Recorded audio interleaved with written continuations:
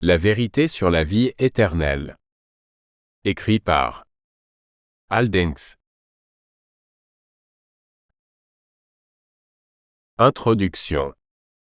La question de la vie éternelle, où et comment nous passerons l'éternité, est la question la plus importante à laquelle nous serons confrontés dans la vie. La différence dans les conséquences pour nous, si nous recevons la vie éternelle ou si nous ne la recevons pas, est aussi extrême que possible. De plus, nous devrons vivre avec les conséquences pour toujours. Jésus nous dit qu'il est difficile d'entrer dans la vie éternelle. Beaucoup chercheront à entrer et ne pourront pas. Efforcez-vous d'entrer par la porte étroite. Pour beaucoup, je vous le dis, chercheront à entrer et ne pourront pas. Luc chapitre 13 verset 24. Le coût de l'échec à entrer dans la vie éternelle est si grand que nous serions au-delà de imprudentes de ne pas chercher la vérité sur la vie éternelle, avec une diligence proportionnée. La vérité sur la vie éternelle est écrite pour aider dans cette recherche. Satan s'opposera de manière intense et persistante à ceux qui recherchent la vie éternelle. Paul nous en avertit et nous demande de revêtir toute l'armure de Dieu, afin que nous puissions vaincre dans la prière. Au reste, fortifiez-vous dans le Seigneur et par sa force toute puissante. Revêtez-vous de toutes les armes de Dieu, afin de pouvoir tenir ferme contre les ruses du diable. Car nous n'avons pas à lutter contre la chair et le sang, mais contre les dominations, contre les autorités, contre les princes de ce monde de ténèbres, contre les esprits méchants dans les lieux célestes. Prenez donc toute l'armure de Dieu, afin de pouvoir résister dans le mauvais jour, et tenir ferme après avoir tout surmonté. Tenez-vous donc ferme, ayant attaché la ceinture de la vérité, revêtu le pectoral de droiture et mettez pour chaussure à vos pieds le zèle que donne l'évangile de paix.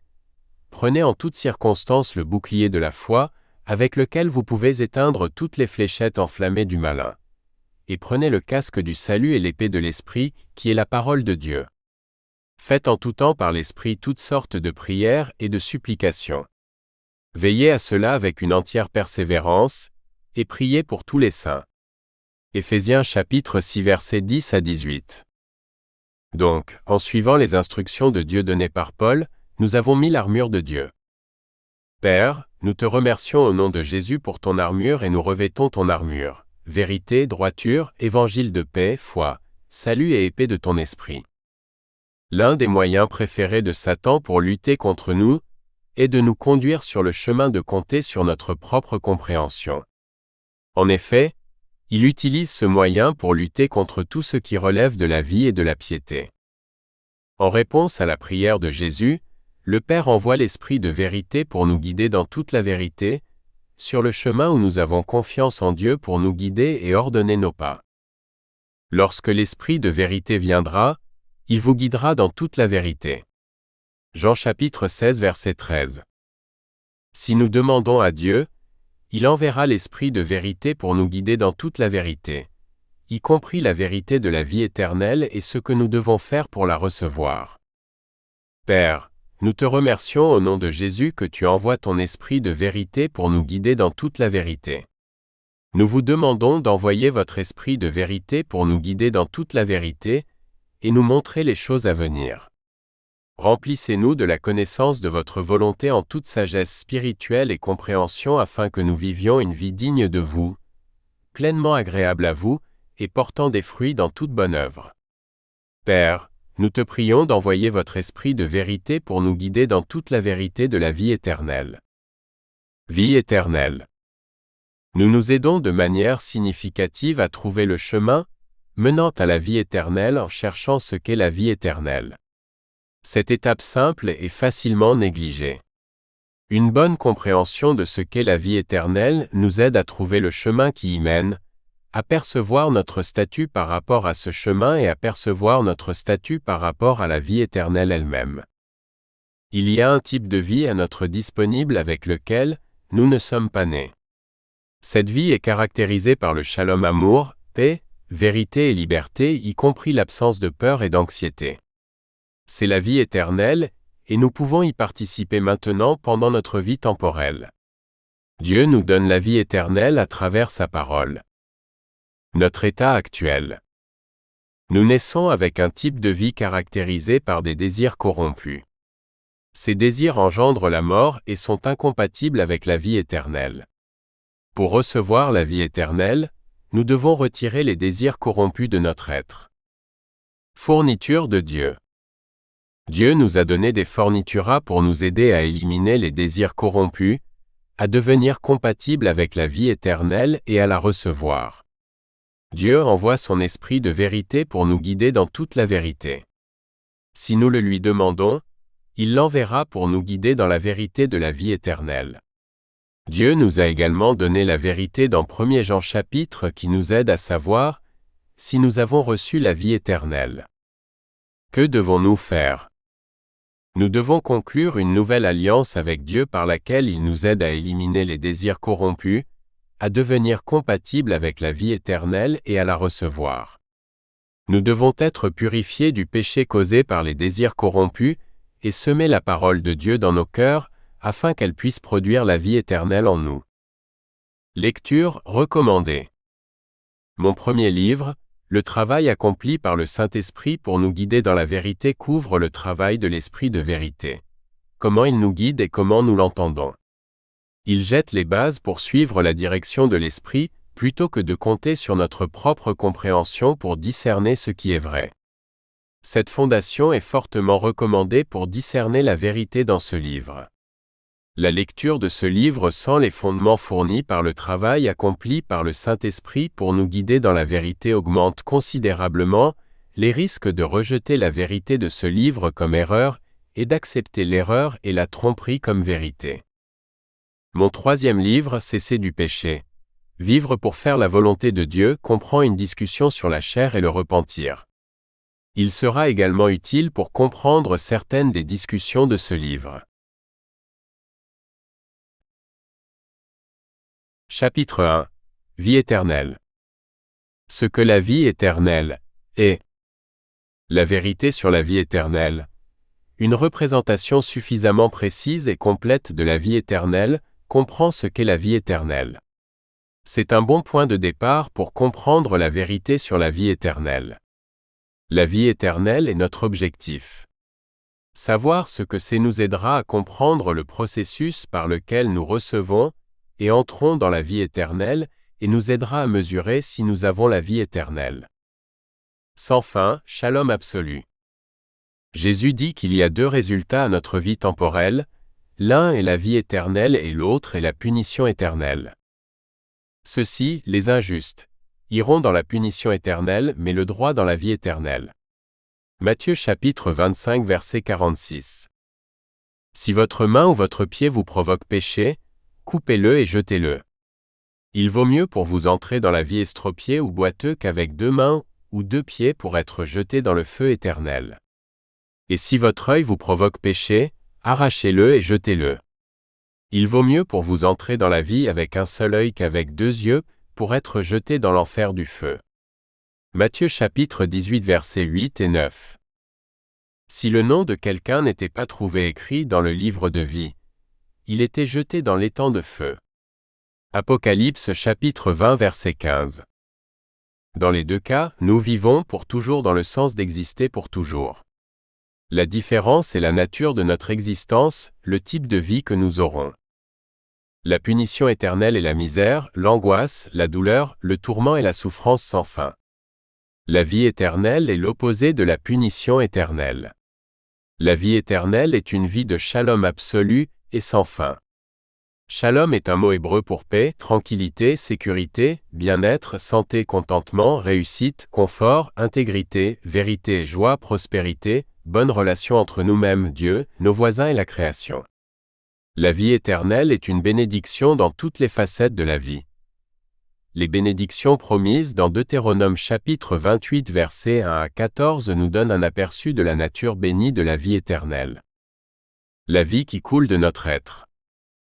Jésus dit que la vie éternelle découle de notre être. L'eau que je lui donnerai deviendra en lui une source d'eau jaillissant à la vie éternelle. Jean chapitre 4 verset 14. Si vous ne mangez pas la chair du Fils de l'homme et ne buvez pas son sang, vous n'avez pas de vie en vous. Jean chapitre 6 verset 53. Aucun meurtrier n'a la vie éternelle en lui. 1 Jean chapitre 3 verset 15. Nous savons des proverbes que les sources de la vie jaillissent de nos cœurs. Garde ton cœur plus que toute autre chose, car de lui viennent les ressorts de la vie. Nous avons cependant un très gros problème. Jésus nous dit que nous n'avons pas de vie dans nos cœurs, nous n'avons pas de vie en nous. Jean chapitre 6 verset 53. La vie éternelle doit découler de nos cœurs, mais nous ne l'avons pas dans nos cœurs. La vie éternelle doit être ajoutée à nos êtres mises dans nos cœurs. 3 aspects de la vie. Jésus nous parle de 3 types de vie. Il existe un mot grec différent lié à chaque type, bio, psuch et zoé. Malheureusement, ces 3 mots grecs ont tous été traduits en un seul mot anglais, la vie. En conséquence, nous perdons beaucoup de ce que Jésus nous dit sur la vie éternelle. Bio. Le bio fait référence à la vie sur Terre dans ses fonctions et sa durée, puis aussi aux éléments essentiels de la vie, aux moyens de subsistance. Propriété. La veuve qui a offert 2 pièces de monnaie a mis tout ce qu'elle avait à vivre, son bio. En effet, ils ont jeté dans de toute leur abondance, mais de sa pauvreté, elle a jeté dans autant qu'elle avait tous ses moyens de subsistance, bio. Marc chapitre 12 verset 44. La femme avec la question du sang a passé tout son bio sur les médecins. Et il y avait une femme qui avait eu une décharge de sang pendant 12 ans, et bien qu'elle ait passé toute sa vie, bio, sur les médecins, elle ne pouvait être guérie par personne. Luc chapitre 8 verset 43. Le bio traite de la partie de la vie qui concerne le maintien de la vie de notre corps physique. Ce que nous mangerons, ce que nous boirons, avec quoi nous serons habillés. Psuch. Psuch fait référence à la vie de l'âme, siège et centre de la vie intérieure de l'homme. N'ayez pas peur de ceux qui tuent le corps mais sont incapables de tuer l'âme. Mais craignez plutôt celui qui est capable de détruire à la fois l'âme, psuch, et le corps, soma en enfer. Matthieu chapitre 10 verset 28. Tu aimeras le Seigneur ton Dieu de tout ton cœur et de toute ton âme, psuch, et de toute ta force et de tout ton esprit et ton prochain comme toi-même. Luc chapitre 10 verset 27. Car quiconque souhaite sauver sa vie, psuch, la perdra, mais quiconque perd sa vie, psuch, pour moi et l'Évangile la sauvera. Car à quoi sert-il à un homme de gagner le monde entier et de perdre son âme? Psuch. Que donnera un homme en échange de son âme? Psuch. Marc chapitre 8 versets 35 à 37. Celui qui aime sa vie, psuch, la perd, et celui qui déteste sa vie, psuch, dans ce monde la gardera à la vie, zoé, éternelle. Jean chapitre 12 verset 25. Zoé. Zoé fait référence à la vraie vie, une vie que l'homme ne possède pas. Tous les versets se référant à la vie éternelle se réfèrent à la zoé-vie. La vie éternelle est la zoé-vie. Alors il leur dit, prenez garde et soyez sur vos gardes contre toute forme de cupidité. Car même quand on a une abondance, sa vie, zoé, ne consiste pas en ses biens. Luc chapitre 12 verset 15. En vérité, je vous le dis, celui qui entend ma parole, et qui croit celui qui m'a envoyé, a la vie éternelle. Zoé, et ne vient pas en jugement, mais est passé de la mort dans la vie. Zoé. Jean chapitre 5 verset 24. Le voleur ne vient que pour voler et tuer et détruire. Je suis venu pour qu'ils aient la vie. Zoé, et l'ait en abondance. Jean chapitre 10 verset 10. En vérité, je vous le dis, si vous ne mangez la chair du Fils de l'homme et ne buvez son sang, vous n'avez pas de vie. Zoé, en vous-même. Jean chapitre 6 verset 53. Où pouvons-nous obtenir zoé vie? Il n'y a qu'un seul endroit où nous pouvons obtenir la vie éternelle. Jésus, la parole de Dieu. Et ceci est le témoignage que Dieu nous a donné la vie éternelle, zoé, et cette vie, zoé, étant son Fils. 1 Jean chapitre 5 verset 11. La parole s'est faite chair et a habité parmi nous, et nous avons vu sa gloire, la gloire du seul engendré du Père, pleine de grâce et de vérité. Jean chapitre 1 verset 14. Ce qui était depuis le commencement, que nous avons entendu, que nous avons vu de nos yeux, que nous avons regardé et touché de nos mains concernant la parole, la vie, Zoé. 1 Jean chapitre 1 verset 1. Jean 6/63 contient une figure de style appelée métonymie de la cause, où la cause est mise pour les faits, où une chose est mise pour la chose produite par elle. Il dit que les paroles que je vous dis donnent et produisent la vie spirituelle et éternelle. C'est l'esprit qui donne la vie, la chair n'est d'aucune aide. Les paroles que je vous ai dites sont esprit et vie, donner et produire la vie spirituelle et éternelle. Zoé. Jean chapitre 6 verset 63. Dieu nous a donné la vie éternelle, Zoé, et cette vie est en son Fils. Son Fils, Jésus, est la parole de Dieu faite chair. Dieu nous a donc donné la vie éternelle dans sa parole. La parole de Dieu produit la vie éternelle et semée dans nos cœurs, elle produira la vie éternelle en nous. Éloignez donc toute souillure et méchanceté rampante, et recevez avec humilité la parole implantée, qui est capable de sauver vos âmes. Jacques chapitre 1 verset 21. Vous êtes nés de nouveau, non pas de semences périssables, mais d'impérissables, par la parole vivante et durable de Dieu. 1 Pierre chapitre 1 verset 23. Chapitre 2, notre état actuel. Non pas la vie éternelle, Zoé. Comme nous l'avons mentionné dans le premier chapitre, nous n'avons pas la vie éternelle. Si vous ne mangez pas la chair du Fils de l'homme et ne buvez pas son sang, vous n'avez pas de vie en vous. Jean chapitre 6 verset 53. Avoir un cœur corrompu produisant la mort. Non seulement nous n'avons pas la vie éternelle, mais nous avons un cœur corrompu qui produit la mort. Le désir corrompu lorsqu'il a conçu donne naissance au péché, et le péché lorsqu'il est pleinement développé fait naître la mort. Jacques chapitre 1 verset 15. Par la désobéissance d'un seul individu, Adam, la masse de l'humanité s'est constituée, faite, des pécheurs. Romains chapitre 5 verset 19. Ce qui sort de la bouche vient du cœur, et cela souille une personne. Car du cœur viennent les mauvaises pensées, le meurtre, l'adultère, l'immoralité sexuelle, le vol, le faux témoignage, la calomnie. Voilà ce qui souille une personne.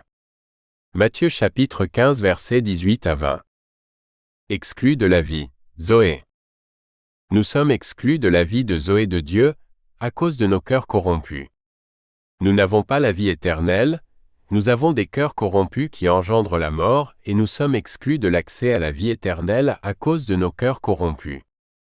Alors je dis ceci et j'affirme avec le Seigneur que vous ne marchez plus comme les gentils marchent aussi, dans la futilité de leur esprit, étant obscurcis dans leur compréhension, exclus de la vie de Dieu à cause de l'ignorance qui est en eux, à cause de la dureté de leur cœur. Éphésiens chapitre 4 versets 17 et 18.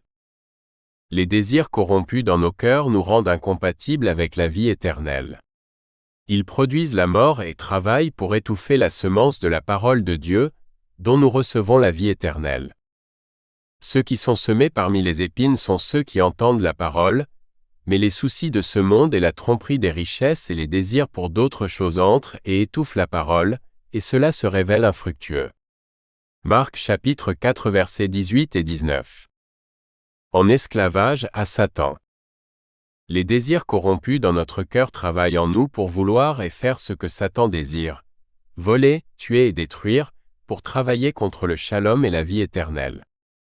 Ensuite, ils reprendront leurs esprits et sortiront du piège du diable. Car ils ont été retenus captifs par lui pour faire ce qu'il veut. 2 Timothée chapitre 2 verset 26. Quiconque pratique le péché est esclave du péché. Jean chapitre 8 verset 34. Vous étiez esclaves du péché. Romains chapitre 6 versets 17, 19 et 20.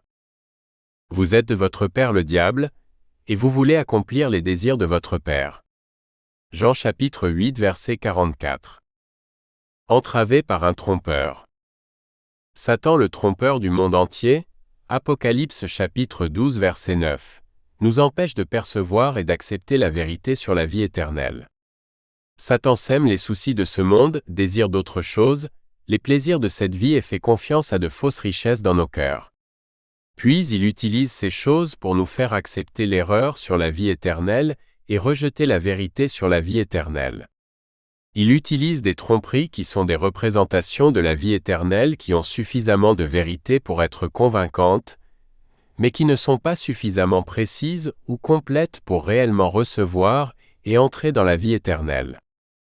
Sa stratégie est bien exposée dans Exode chapitre 5 verset 9, nous tenir trop occupés pour prêter attention à la vérité sur la vie éternelle. Que le travail soit plus lourd sur eux, et qu'ils y travaillent afin qu'ils ne prêtent aucune attention aux faux mots. Exode chapitre 5 verset 9. À la suite de l'œuvre de Satan pour tromper, beaucoup cherchent à recevoir et à entrer dans la vie éternelle, mais peu trouvent la vérité sur la vie éternelle, l'acceptent, la reçoivent et y entrent. Entrez par la porte étroite. Car la porte est large et le chemin menant à la destruction est facile, et ceux qui y entrent sont nombreux. Car la porte est étroite et le chemin menant à la vie est difficile, et ceux qui la trouvent sont peu nombreux. Matthieu chapitre 7 versets 13 et 14. Chapitre 3. La fourniture de Dieu concernant la vie éternelle.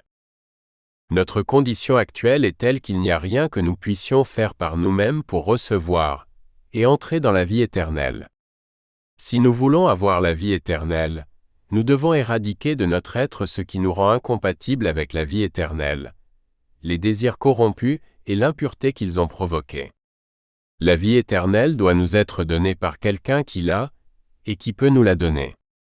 Heureusement pour nous, Dieu nous offre un moyen d'éradiquer tout de notre être qui nous rend incompatibles avec la vie éternelle. Il a la vie éternelle, il est capable de nous la donner et il est prêt à nous la donner.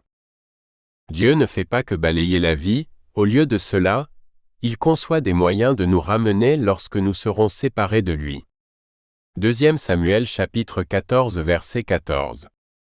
Comprendre la fourniture que Dieu nous a donnée nous aidera à comprendre le processus par lequel nous recevons et entrons dans la vie éternelle. Comprendre ce que Dieu nous a donné nous aide à mesurer l'exactitude et l'exhaustivité du processus que nous suivons pour recevoir la vie éternelle. Si le processus que nous suivons n'utilise pas la fourniture que Dieu nous a donnée, alors notre processus doit être corrigé. Dieu nous a fourni tout ce dont nous avons besoin concernant la vie éternelle.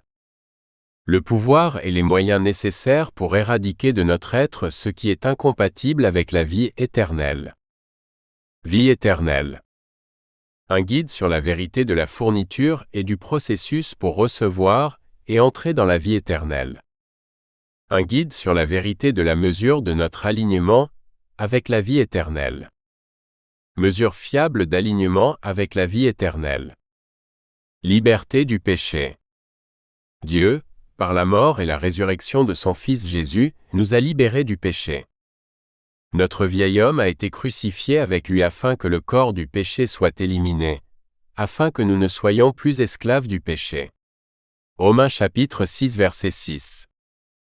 Notre vieux cœur, la nature corrompue de notre être hérité d'Adam, a été crucifié avec lui afin que la partie de notre être qui cause le péché soit détruite, afin que nous ne soyons plus esclaves du péché. Romains chapitre 6 verset 6. Jésus est celui qui assure la médiation d'une nouvelle alliance entre Dieu et le peuple, afin que tous ceux qui sont appelés puissent recevoir l'héritage éternel que Dieu leur a promis. Car Jésus est mort pour les libérer de la peine des péchés qu'ils ont commis en violation de la première alliance. Hébreux chapitre 9 verset 15. Il a lui-même porté nos péchés dans son corps sur l'arbre, afin que nous puissions cesser de pécher et vivre pour le droiture. 1 Pierre chapitre 2 verset 24. En vérité, vraiment, je vous le dis, tous ceux qui pêchent sont esclaves du péché. Donc, si le Fils vous libère, vous serez effectivement libres. Jean chapitre 8 versets 34 et 36. Droiture. Par Jésus, Dieu nous a donné le droiture, alignement avec Dieu, vérité, shalom, vie éternelle. En tant que don gratuit de la grâce de Dieu, à travers la mise en liberté, rédemption, en Jésus, Dieu nous a justifiés, nous a purifiés du péché, nous a fait droit. Romains chapitre 3 verset 24.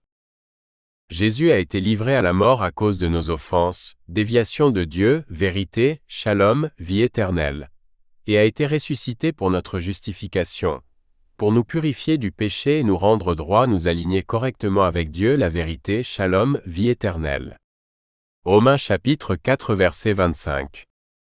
Nous avons maintenant été justifiés, purifiés du péché et de l'iniquité, par son sang. Romains chapitre 5 verset 9.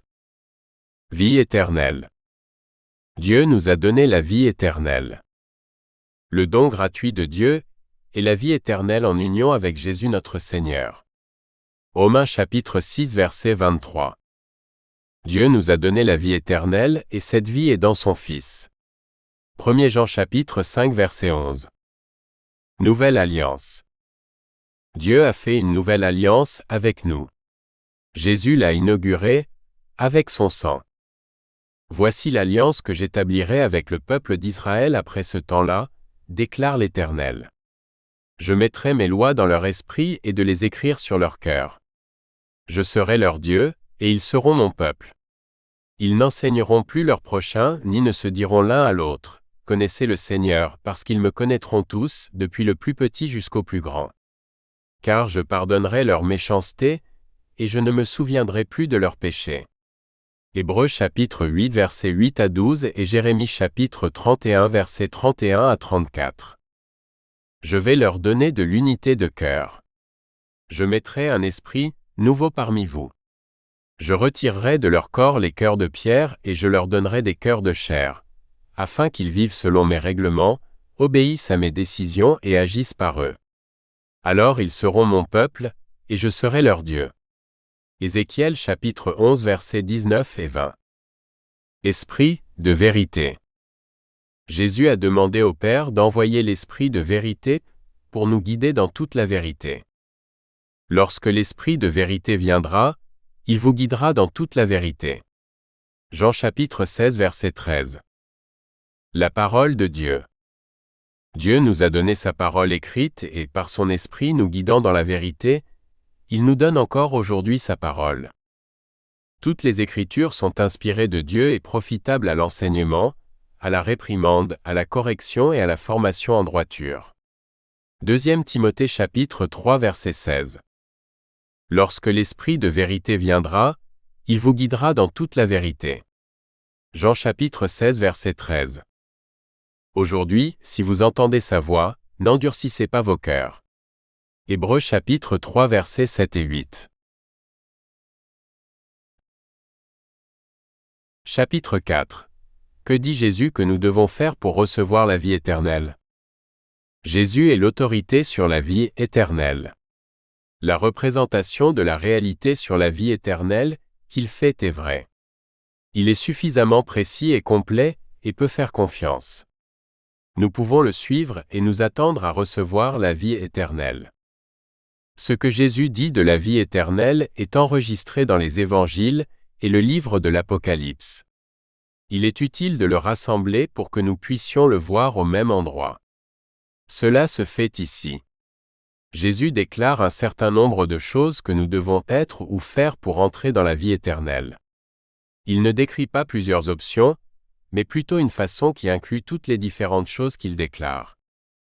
Commande d'obéir pour recevoir la vie éternelle. Entrez par la porte étroite. Entrez par la porte étroite.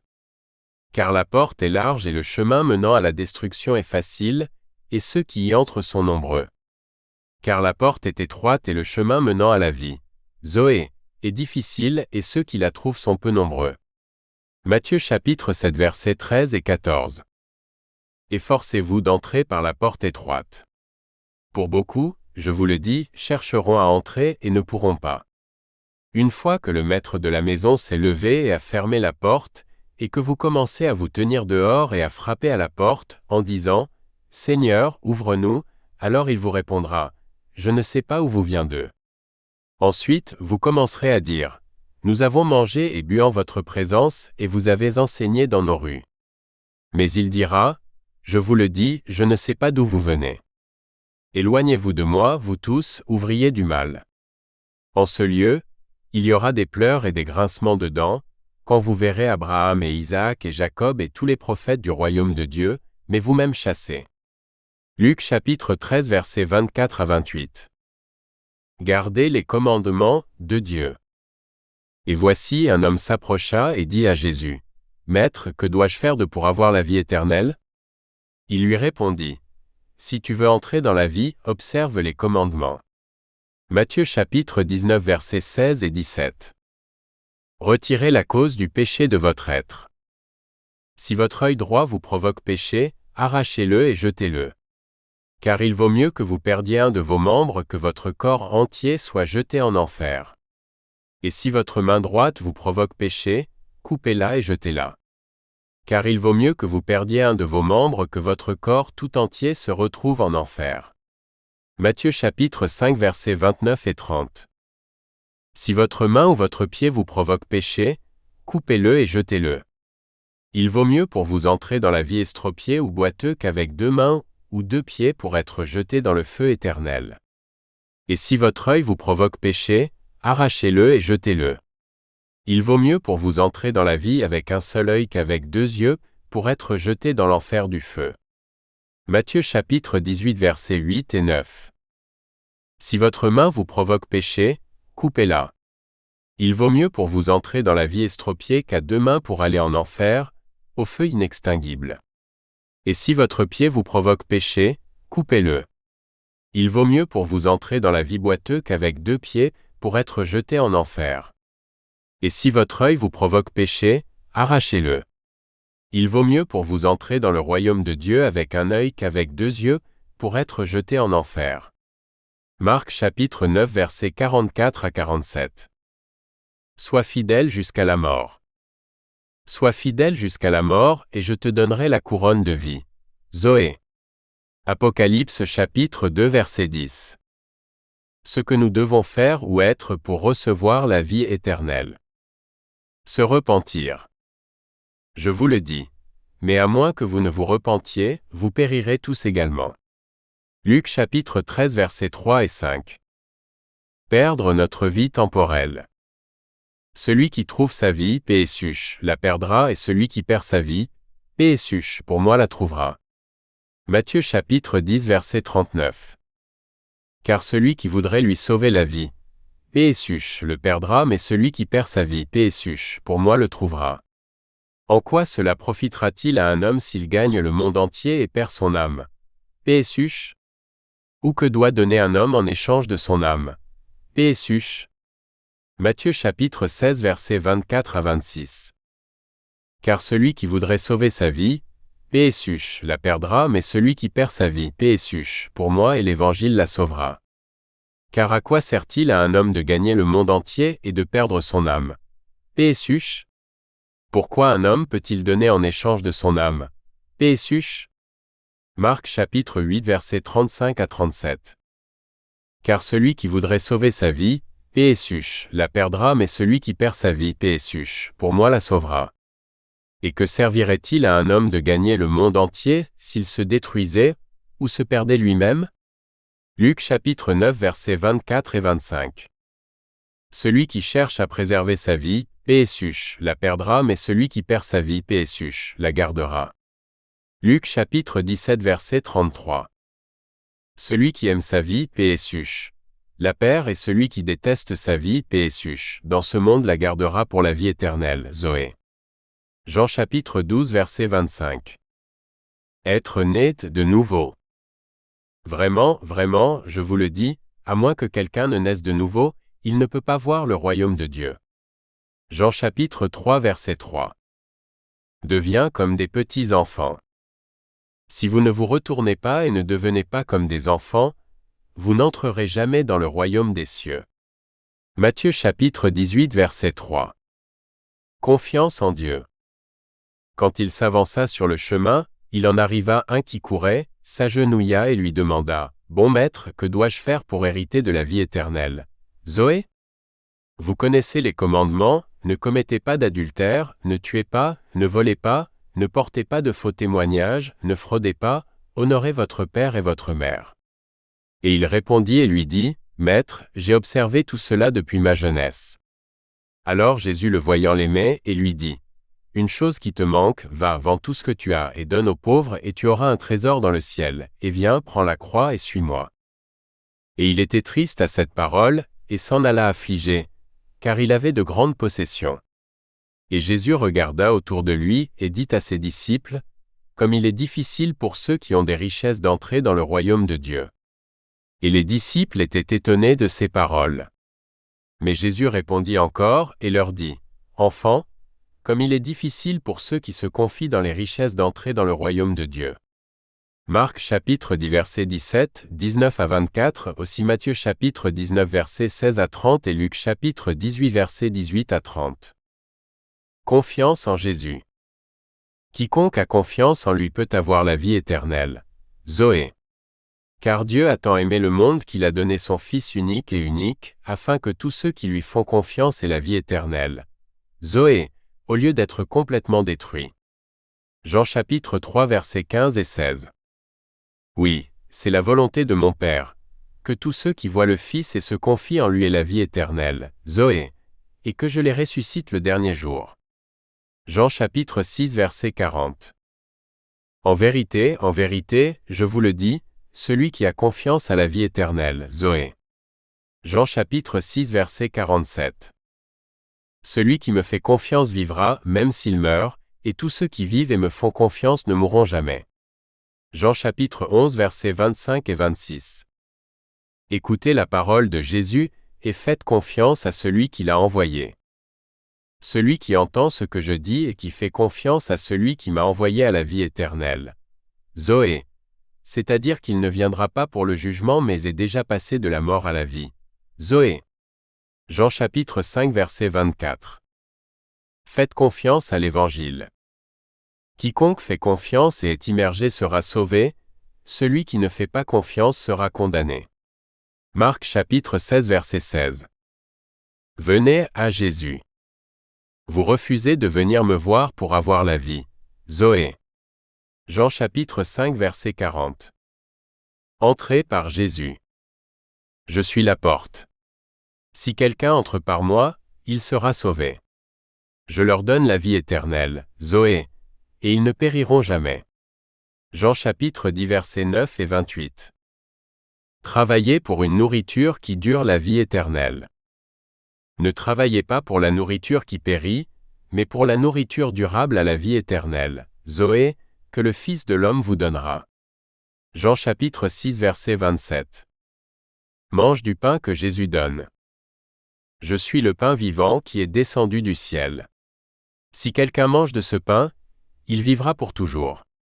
À moins de manger la chair du Fils de l'homme et de boire son sang, vous n'avez pas de vie, Zoé, en vous. Celui qui mange ma chair et qui boit mon sang a la vie éternelle. Zoé. L'un de manger de ce pain vivra à jamais. Jean chapitre 6 versets 51, 53, 54 et 58. Surmonter.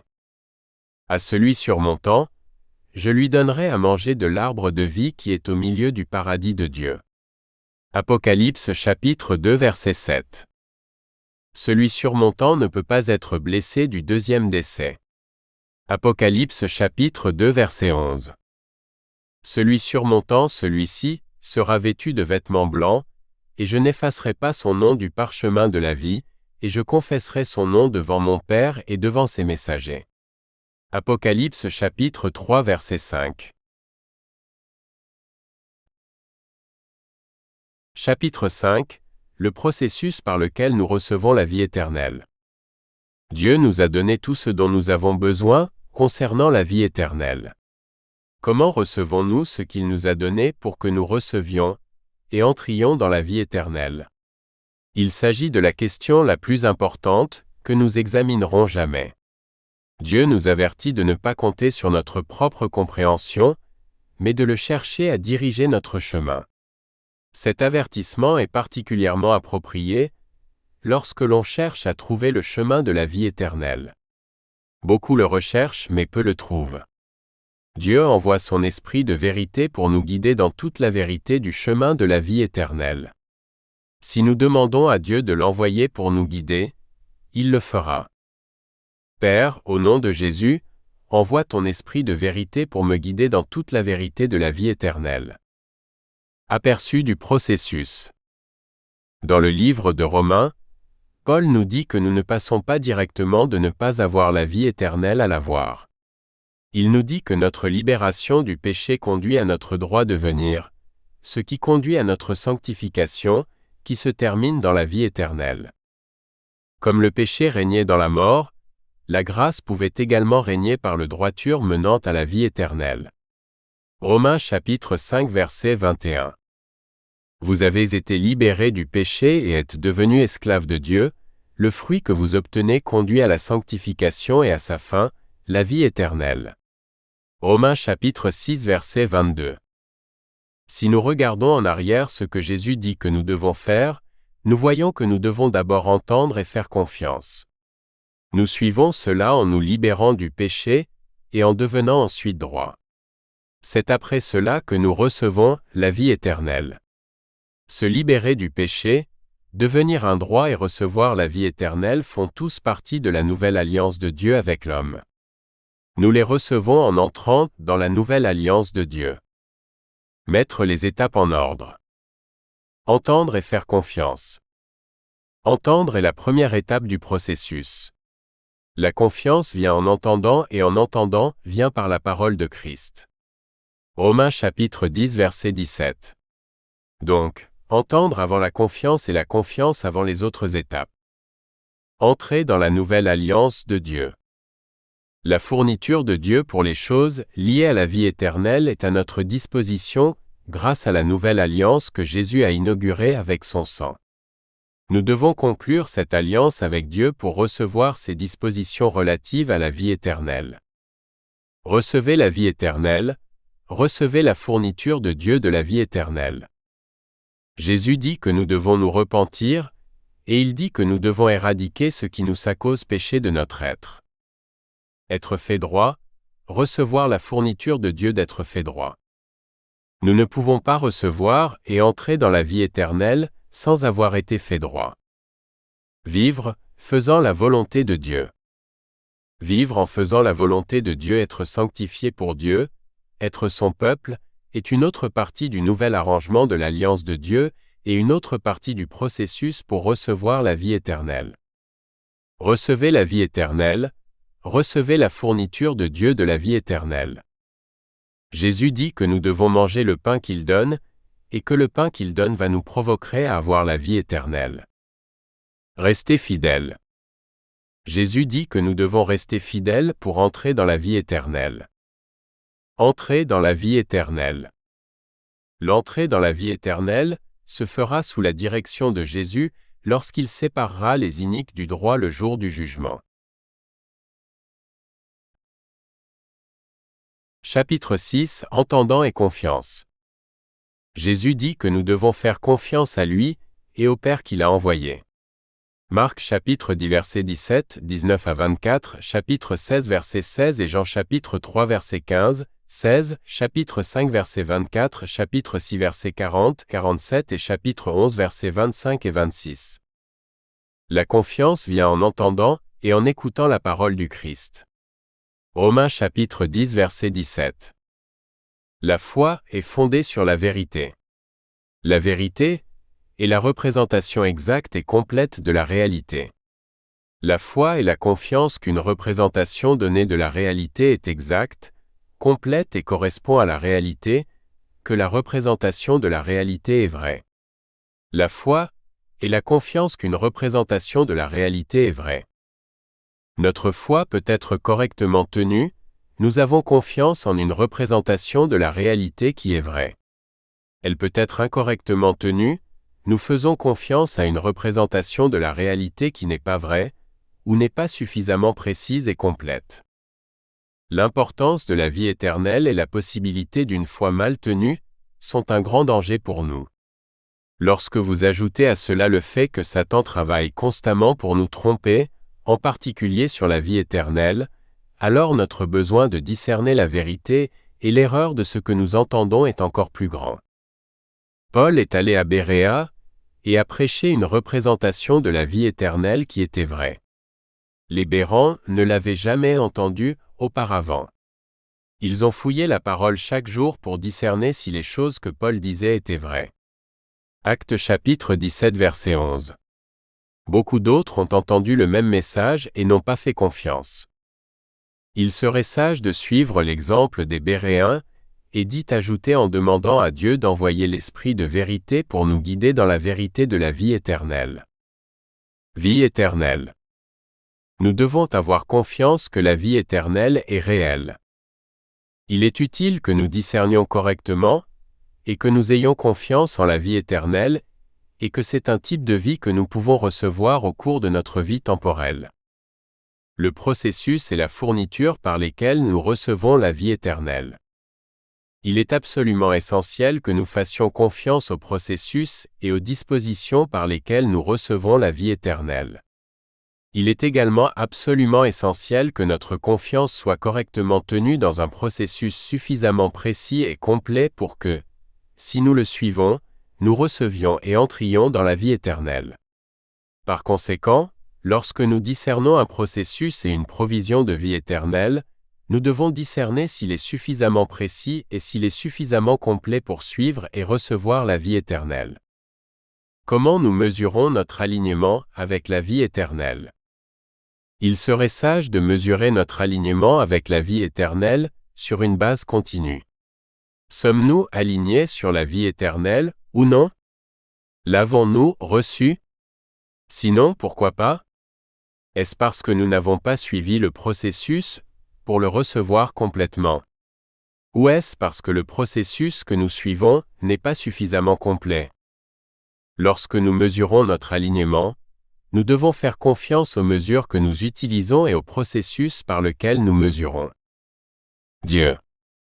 En fin de compte, nous devons faire confiance à Dieu pour tout ce qui concerne la vie éternelle. Il nous dit que la vie éternelle est réelle et ce qu'elle est. Il nous a donné des fournitures pour recevoir et entrer dans la vie éternelle. Il nous révèle le processus pour recevoir et entrer dans la vie éternelle. Il nous guide également dans la mesure de notre alignement avec la vie éternelle. Nous devons faire confiance. La personne de Dieu, il est digne de confiance, droit et aimant. La puissance de Dieu est suffisante pour nous fournir tout ce qui concerne la vie éternelle. Parole de Dieu, fourniture, ce que Dieu nous a donné concernant la vie éternelle nous suffit pour recevoir la vie éternelle. Les moyens de Dieu pour recevoir et entrer dans la vie éternelle travaillent pour produire le résultat de notre réception et de notre entrée en elle. Les moyens de Dieu pour mesurer notre alignement avec la vie éternelle sont suffisamment précis, complets et fiables. Chapitre 7 – Entrer dans la nouvelle alliance de Dieu. Dieu a fait une nouvelle alliance avec l'homme et par les fournitures de cette alliance, il nous donne la vie éternelle. Jésus est le médiateur d'une nouvelle alliance, afin que ceux qui sont appelés puissent recevoir l'héritage éternel promis. Hébreux chapitre 9 verset 15. Lorsque Dieu nous donne des fournitures par son alliance, il ne les donne qu'à ceux qui concluent l'alliance avec lui et la respectent. Pour recevoir la fourniture de Dieu pour la vie éternelle, nous devons entrer dans la nouvelle alliance de Dieu par laquelle il l'a fournie. La première étape pour entrer dans la nouvelle alliance de Dieu est de venir à Jésus, le médiateur de la nouvelle alliance de Dieu. Venir à Jésus est l'une des choses qu'il dit que nous devons faire. Dans Hébreux chapitre 12, nous avons une image de notre venue à lui. Vous ne vous êtes pas approchés d'une montagne qu'on pouvait toucher et qui était embrasée par le feu, ni de la nuée, ni des ténèbres, ni de la tempête, ni du retentissement de la trompette, ni du bruit des paroles, tels que ceux qui l'entendirent demandèrent qu'il ne leur en fût adressé aucune de plus. Au contraire, vous êtes venus aux monts Sion. À Dieu, le juge de tous, et à Jésus, le médiateur d'une nouvelle alliance. Hébreux chapitre 12 versets 18,19 et 22 à 24. Ainsi, alors que nous cherchons à entrer dans la nouvelle alliance avec Dieu, nous devons venir à Jésus en tant que le médiateur de la nouvelle alliance de Dieu. Mais Jésus est plus que le médiateur de la nouvelle alliance. Dieu l'a fait Seigneur et Messie. Actes chapitre 2 verset 36. Lorsque nous venons à Jésus, nous devons aussi venir à lui en tant que Seigneur et Messie. Reconnaissez Jésus comme Seigneur. Lorsque nous arrivons à Jésus comme Seigneur, nous devons le reconnaître comme Seigneur. La reconnaissance se fait par la confession. La confession se fait par nos paroles. Si vous confessez de votre bouche que Jésus est Seigneur et croyez dans votre cœur que Dieu l'a ressuscité des morts, vous serez sauvés. Car avec le cœur on croit et est justifié, et avec la bouche on confesse et on est sauvé. Romains chapitre 10 versets 9 et 10. La confession se fait aussi par nos actions. Titus dit qu'il y avait ceux qui, plutôt que de confesser Dieu avec leurs actions, l'ont nié. Ils professent connaître Dieu, mais ils le nient par leurs œuvres. Tite chapitre 1 verset 16. Jésus nous avertit d'une tromperie où les gens s'approchent avec leurs lèvres, mais leur cœur est loin de lui. Cela arrive quand les gens confessent avec leurs lèvres, mais nient avec leurs actions. S'engager à garder la nouvelle alliance. L'alliance est un contrat juridique entre deux ou plusieurs parties contenant une collection de promesses que chaque partie fait à l'autre. Dans la nouvelle alliance, Dieu nous fait un ensemble de promesses et nous devons faire un ensemble correspondant de promesses à Dieu. Voici l'alliance que j'établirai avec le peuple d'Israël après ce temps-là, déclare l'Éternel. Je mettrai mes lois dans leur esprit et de les écrire sur leur cœur. Je serai leur Dieu, et ils seront mon peuple. Ils n'enseigneront plus leur prochain, ni ne se diront l'un à l'autre, « Connaissez le Seigneur », parce qu'ils me connaîtront tous, depuis le plus petit jusqu'au plus grand.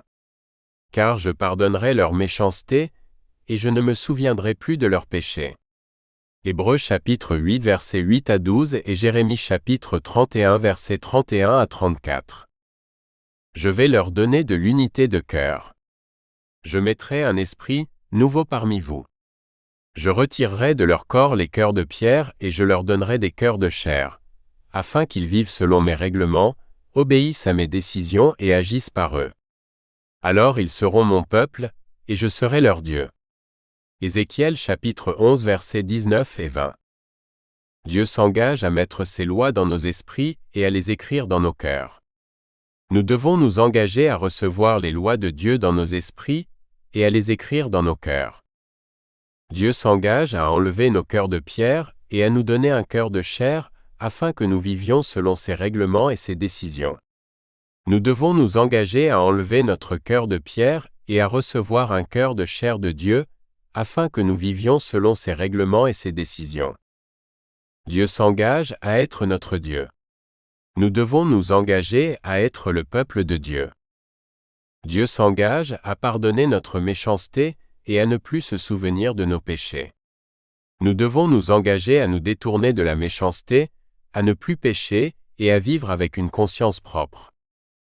Écoutez les termes de cette alliance. C'est ce que le Seigneur, le Dieu d'Israël, dit. Maudit est celui qui n'obéit pas aux termes de cette alliance, les termes que j'ai ordonnés à vos ancêtres quand je les ai fait sortir de Égypte.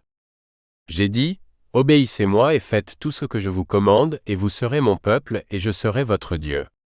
Jérémie chapitre 11 versets 2 à 4. Un engagement à quitter complètement notre ancienne vie, notre ancienne condition et à passer à une nouvelle vie a lieu dans le baptême. À l'époque de Jean-Baptiste, une mariée et un marié seraient baptisés dans le cadre d'un signe de leur engagement à mettre fin à leur ancienne vie et à en commencer une nouvelle ensemble.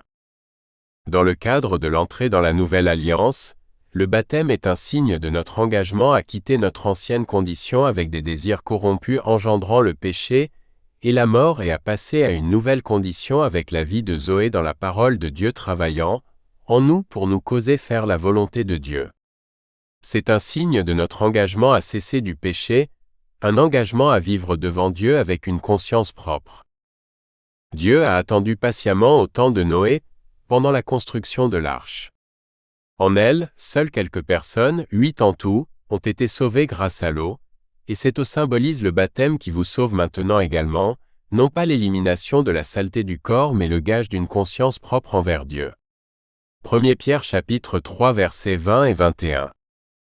C'est le signe de notre engagement à éradiquer de notre être ce qui fait naître la mort, et est incompatible avec la vie éternelle, et à ajouter la parole de Dieu à notre être afin qu'elle produise le fruit de la vie éternelle. Chapitre 8. Repentez-vous, devenez libres du péché. Si nous voulons tenir notre promesse d'obéir à Dieu et respecter sa nouvelle alliance, nous devons changer notre condition actuelle. Les désirs corrompus dans notre cœur nous feront pécher, brisant notre engagement et ne respectant pas l'alliance de Dieu. Dieu nous a donné des fournitures pour changer notre condition actuelle, pour éradiquer les désirs corrompus qui nous font pécher, et pour garder son alliance. Fourniture. Dieu nous a libérés du péché. Dieu, par la mort et la résurrection de Jésus, nous a libérés du péché. Nous avons maintenant le pouvoir et l'autorité dont nous avons besoin pour éradiquer les désirs corrompus de notre être. Les désirs corrompus ont été dépouillés de leur pouvoir. Lorsque nous les éliminons, ils ne peuvent pas résister. Nouvelle alliance de Dieu. Par la nouvelle alliance de Dieu, il enlèvera nos cœurs de pierre, désirs corrompus, et nous donnera un cœur de chair pour nous faire marcher dans ses statuts, observer ses règles et leur obéir. Ézéchiel chapitre 11 verset 19 et chapitre 36 versets 26 et 27. Ce que Jésus dit que nous devons faire. Jésus dit que pour recevoir la vie éternelle, nous devons nous repentir et éradiquer ce qui nous fait pécher de notre être. Luc chapitre 13 verset 3, 5 et Matthieu chapitre 5 verset 29 à 30. Le repentir, devenez libre du péché. Nous nous libérons du péché en nous repentant. Dieu, à travers le prophète Ézéchiel, décrit le repentir. Repentez-vous et détournez-vous de toutes vos transgressions, ne laissez pas l'iniquité être votre ruine. Rejetez de vous toutes les transgressions que vous avez commises, et faites-vous un nouveau cœur et un nouvel esprit. Pourquoi mourrez-vous? Tournez-vous, repentez-vous et vivez. Ézéchiel chapitre 18 versets 30 à 32. Les désirs corrompus du cœur du désir corrompu la chair, nous causent péché.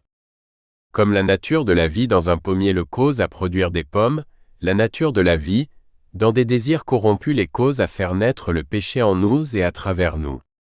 Jésus nous dit comment faire face au péché et aux désirs corrompus qui le produisent. Si votre œil droit vous provoque péché, arrachez-le et jetez-le. Car il vaut mieux que vous perdiez un de vos membres que votre corps entier soit jeté en enfer. Et si votre main droite vous provoque péché, coupez-la et jetez-la. Car il vaut mieux que vous perdiez un de vos membres que votre corps tout entier se retrouve en enfer. Matthieu chapitre 5 versets 29 et 30. Les désirs corrompus engendrent le péché. Jacques chapitre 1 verset 15. Jésus nous ordonne de les éradiquer de notre être, afin que nous puissions entrer dans la vie éternelle. Comment fait-on cela?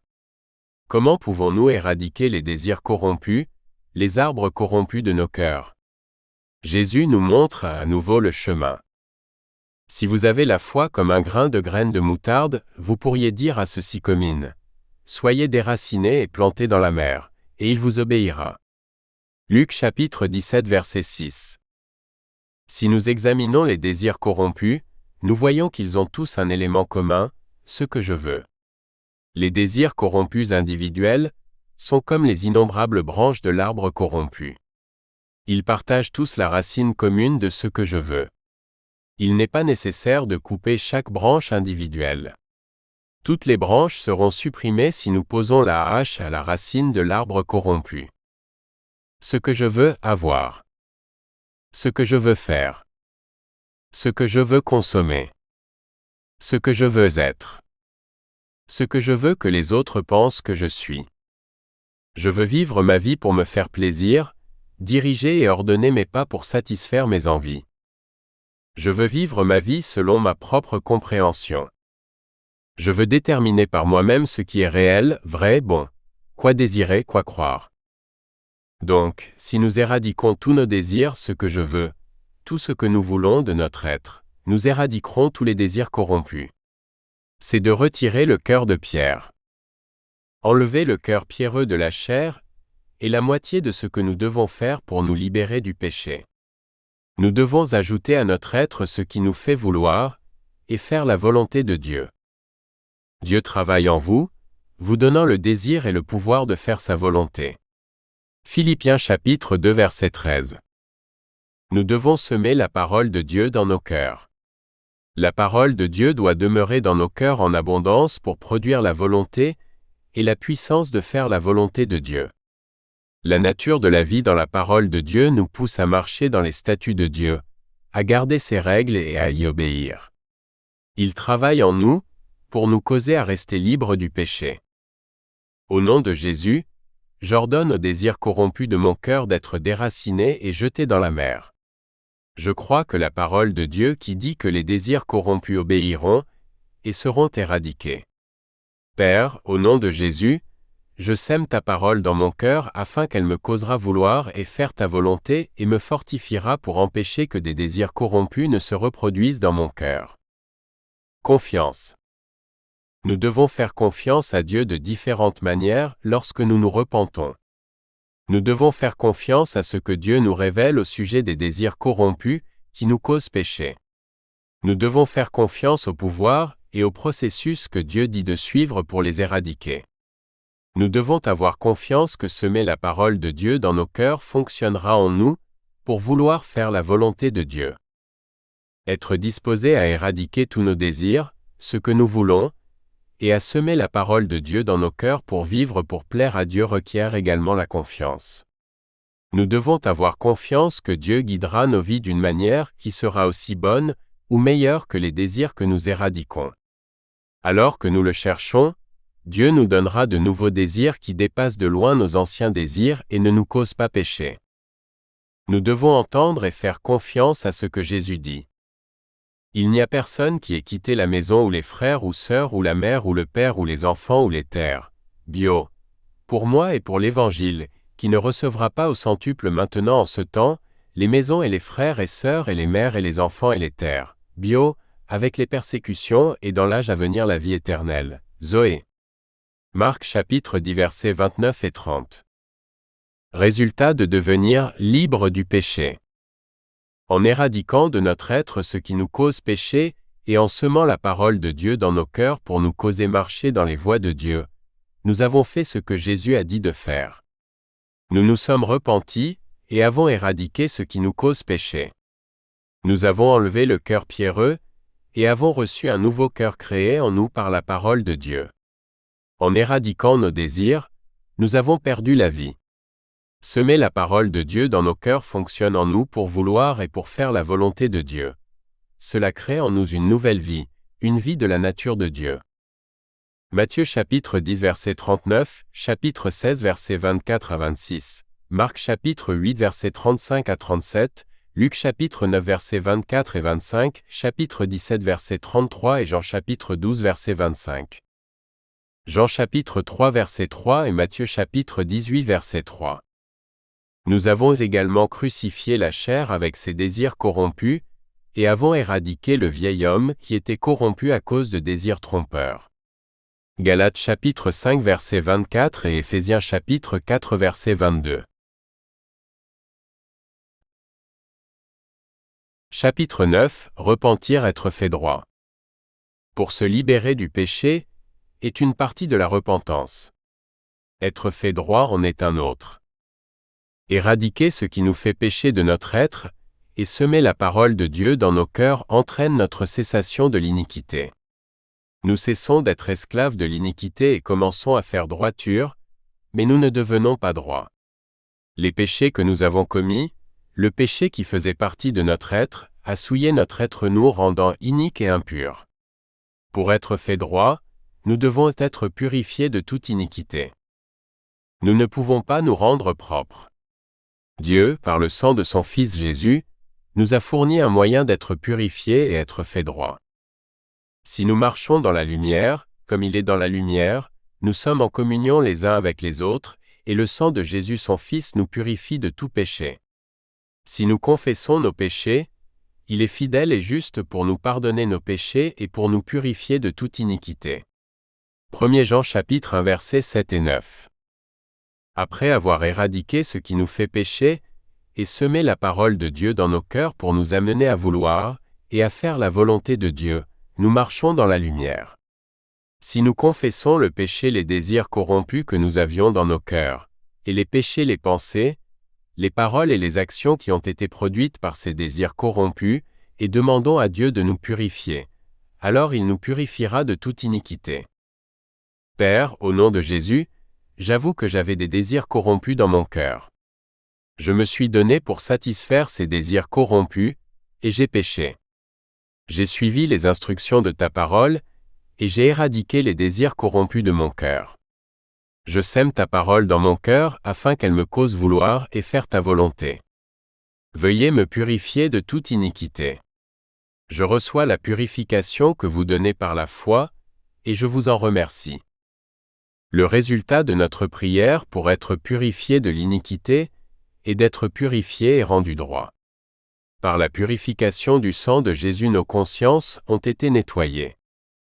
Si le sang des chèvres et des taureaux et les cendres d'une génisse arrosant ceux qui ont été souillés sanctifient pour le nettoyage de la chair, combien plus le sang du Christ, qui par l'Esprit éternel s'est offert sans tache à Dieu, purifie votre conscience des œuvres mortes pour servir le Dieu vivant. Hébreux chapitre 9 versets 13 et 14. Chapitre 10. Vivre pour faire la volonté de Dieu. Jésus dit que ceux qui vivent pour faire la volonté de Dieu sont ceux qui entreront dans la vie éternelle. Ceux qui ne le font pas n'entreront pas dans la vie éternelle. Tout le monde ne me dit pas « Seigneur, Seigneur » entrera dans le royaume des cieux, mais celui qui fait la volonté de mon Père qui est dans les cieux. Ce jour-là, beaucoup me diront « Seigneur, Seigneur, n'avons-nous pas prophétisé en ton nom, et chassé des démons en ton nom, et fait de nombreuses œuvres puissantes en ton nom ?» Et puis je leur dirai « Je ne vous ai jamais connus, éloignez-vous de moi, vous qui faites de la désobéissance. Péché. » Matthieu chapitre 7 versets 21 à 23. Dieu dit qu'être sanctifié, être le peuple de Dieu, vivre pour faire sa volonté, fait partie du processus de recevoir la vie éternelle. Comme le péché régnait dans la mort, la grâce pouvait également régner par le droiture menant à la vie éternelle. Romains chapitre 5 verset 21. Vous avez été libérés du péché et êtes devenus esclaves de Dieu, le fruit que vous obtenez conduit à la sanctification et à sa fin, la vie éternelle.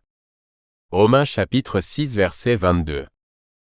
Pierre a dit que ceux qui s'étaient libérés du péché vivaient pour faire la volonté de Dieu.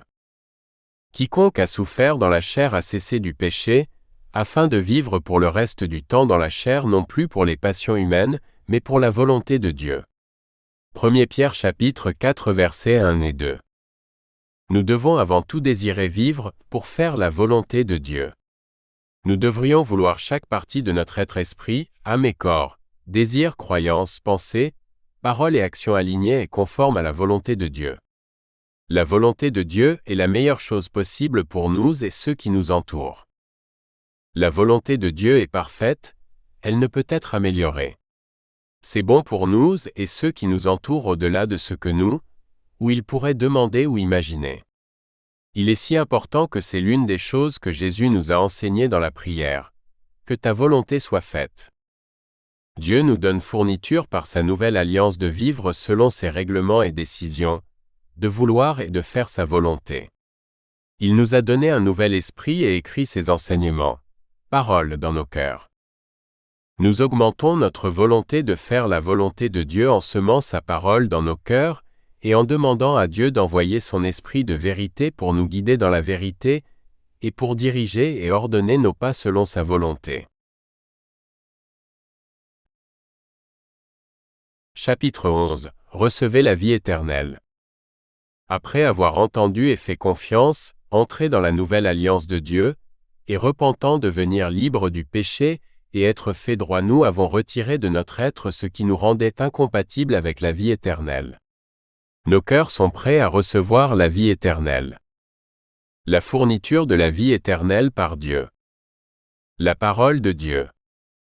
Dieu nous a donné la vie éternelle et cette vie est en son Fils, Jésus. 1 Jean chapitre 5 verset 11. Jésus est la parole de Dieu faite chair. Jean chapitre 1 verset 14 et Apocalypse chapitre 19 verset 13. Dieu nous a donné la vie éternelle et cette vie est dans sa parole. La parole, la vie, Zoé éternelle. La parole qui est là, Zoé vie éternelle. 1 Jean chapitre 1 verset 1. Jésus dit que l'effet de ces paroles est la vie, Zoé éternelle. Jean chapitre 6 verset 63. Il dit également que l'effet des commandements de Dieu est la vie éternelle. Jean chapitre 12 verset 50. Jésus déclare que nous vivons de chaque parole qui vient de la bouche de Dieu. Matthieu chapitre 4 verset 4. Il dit aussi qu'à moins que nous ne mangions sa chair, la parole, nous n'avons pas de vie de Zoé en nous. Ce n'est que si nous mangeons sa chair, la parole, que nous avons la vie éternelle. Ainsi, Dieu nous a donné Zoé, la vie éternelle, et cette vie est dans sa parole faite de chair, sa parole écrite et sa parole parlée. L'union avec Dieu. Une autre partie de la fourniture de la vie éternelle par Dieu est l'union avec lui et son Fils, Jésus. Jésus dit que l'effet de cette union est la vie éternelle. Jean chapitre 17 verset 3. Comment nous recevons la fourniture de Dieu pour la vie éternelle? Pour recevoir la vie éternelle, nous devons recevoir la parole de Dieu dans notre être, entrer en union avec Dieu et rester en union avec Dieu. Nous le faisons en semant la parole de Dieu dans nos cœurs. Dieu se joint à nous en écrivant sa parole dans nos cœurs. Semer la parole de Dieu dans nos cœurs. La parole de Dieu est semence, elle est remplie de puissance vivifiante et créatrice. Elle est de la même nature que Dieu et, comme toute semence, produira des fruits selon sa nature. C'est la graine que nous devons semer dans nos cœurs pour recevoir la vie éternelle. Le semeur sème la parole. Marc chapitre 4 verset 14. Recevez avec humilité la parole implantée, qui est capable de sauver vos âmes. Jacques chapitre 1 verset 21.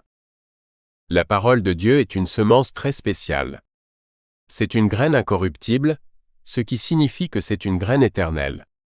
C'est une semence qui continue de donner vie à l'éternité. Une telle semence travaille pour nous donner la vie éternelle. Vous êtes nés de nouveau, non pas de semence corruptible mais d'incorruptible, par la parole vivante et constante de Dieu. Car toute chair est comme l'herbe et toute sa gloire comme la fleur d'herbe.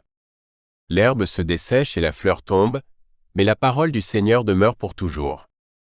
1 Pierre chapitre 1 verset 23 à 25. Semer la parole de Dieu dans nos cœurs implique plus que simplement lire ou entendre la Bible. C'est différent de mémoriser la Bible. Semer la parole de Dieu dans nos cœurs implique de lire ou d'entendre la Bible et d'aligner nos vies avec elle afin qu'elle porte ses fruits dans nos vies. Pensez à semer Proverbes chapitre 3 versets 5 et 6. Faites confiance au Seigneur de tout votre cœur et ne vous appuyez pas sur votre propre compréhension. Dans toutes vos voies, reconnaissez-le et il redressera vos chemins. On peut lire que comme les mots de n'importe quel autre livre. Nous pouvons le mémoriser. Ou, nous pouvons aligner nos vies avec elle, travailler à la confiance dans le Seigneur en toutes choses et ne pas compter sur notre compréhension. Ou, si nous semons. Proverbes chapitre 2 versets 1 à 6. Mon fils, si tu reçois mes paroles et que tu chéris mes commandements avec toi, rendant ton oreille attentive à la sagesse et inclinant ton cœur à la compréhension. Oui, si vous appelez à la perspicacité et élevez la voix pour la compréhension, si vous le cherchez comme de l'argent et le recherchez comme pour des trésors cachés, alors vous comprendrez la crainte du Seigneur et trouverez la connaissance de Dieu. Car le Seigneur donne la sagesse, de sa bouche viennent la connaissance et la compréhension. Nous semons cette parole de Dieu dans nos cœurs en recevant ses paroles et en chérissant ses commandements, en les recherchant dans les Écritures et en cherchant comment leur obéir. Nous semons cette parole dans nos cœurs en étant attentifs à la parole et à l'Esprit de Dieu, en appelant à Dieu la sagesse et la compréhension et en les recherchant comme nous chercherions un trésor caché. Le lire ou le mémoriser ne produira pas le fruit que cela produira. Semer pour vaincre l'ennemi de la parole. Jésus nous dit que lorsque la parole est semée, Satan s'efforce d'empêcher la parole de porter ses fruits. Lorsque nous semons la parole, nous devons le faire d'une manière qui surmonte les attaques de Satan. Quand la parole est semée, Satan vient immédiatement pour enlever ce qui a été semé dans notre cœur. Matthieu chapitre 13 verset 19, Marc chapitre 4 verset 15 et Luc chapitre 8 verset 12. Satan apporte des tribulations, ou des persécutions pour nous amener à nous éloigner de la parole. Matthieu chapitre 13 verset 21, Marc chapitre 4 verset 17 et Luc chapitre 8 verset 13. Satan sème les soucis de ce monde, fait confiance aux fausses richesses, aux plaisirs de cette vie, désire que d'autres choses étouffent la parole. Matthieu chapitre 13 verset 22, Marc chapitre 4 verset 19 et Luc chapitre 8 verset 14. Ces attaques visent à attirer notre attention, nos pensées et nos activités loin de la parole de Dieu vers d'autres choses. Nous devons être prudents quant à combien de temps nous pensons à d'autres choses, et combien de temps nous passons à d'autres choses plutôt qu'à la parole. Même les soucis de l'activité de l'Église peuvent être utilisés pour nous éloigner du temps de semer la parole de Dieu. Nous pouvons avoir besoin de passer du temps à nous occuper de certaines de ces choses, mais tout comme nous devons arrêter ce que nous faisons pour manger de la nourriture pour grandir et soutenir notre être, nous devons arrêter ce que nous faisons pour manger de la parole de Dieu pour grandir et soutenir la vie éternelle en nous. Lorsque nous surmontons ces attaques, la parole porte des fruits y compris le fruit de la vie éternelle. Matthieu chapitre 13 verset 23, Marc chapitre 4 verset 20 et Luc chapitre 8 verset 15. Protéger nos cœurs et la parole. Mettez l'armure de Dieu pour protéger nos cœurs et pour protéger la parole semée dans nos cœurs. Demandez à Dieu d'envoyer ses esprits au service du ministère pour nous fortifier et nous aider à semer la parole dans nos cœurs. Demandez à Dieu d'envoyer l'esprit de vérité pour nous guider dans la vérité de la parole que nous semons et nous aider à la comprendre. Semer abondamment. L'une des clés pour semer la parole dans nos cœurs, afin qu'elle produise du fruit est de la semer abondamment. Il y a plusieurs raisons à cela. Satan s'efforce de retirer la parole qui est semée et d'étouffer ce qu'il ne parvient pas à enlever. Plus nous semons, plus il dépasse ses attaques et porte ses fruits. Nous avons besoin de la parole en abondance dans nos cœurs. Si nous semons un peu, nous n'éprouverons que peu ou pas de changement. Plus nous semons, plus nous récolterons abondamment ce que la parole produit, la vie éternelle. Celui qui sème avec parcimonie moissonnera aussi avec parcimonie, et celui qui sèmera abondamment moissonnera aussi abondamment. 2 Corinthiens chapitre 9 verset 6. Quoi que l'on sème, il le récoltera aussi. Pour celui qui sème pour sa propre chair, par la chair moissonnera de la corruption, mais celui qui sème pour l'esprit, par l'esprit moissonnera la vie éternelle. Galates chapitre 6 versets 7 et 8. Enfin, de l'abondance du cœur, la bouche parle. L'abondance de nos cœurs détermine nos paroles, nos pensées et nos actions. De l'abondance du cœur, la bouche parle. Matthieu chapitre 12 verset 34. Semer faisant confiance à la parole pour porter de bons fruits. Jésus dit que lorsque la parole est semée, Satan vient immédiatement enlever ce qui est semé dans nos cœurs. Il ne peut pas réussir à l'enlever, si nous ne le laissons pas. Il ne peut prendre la parole que s'il peut nous persuader de rejeter la parole comme non vraie, stupide, non nécessaire ou impossible.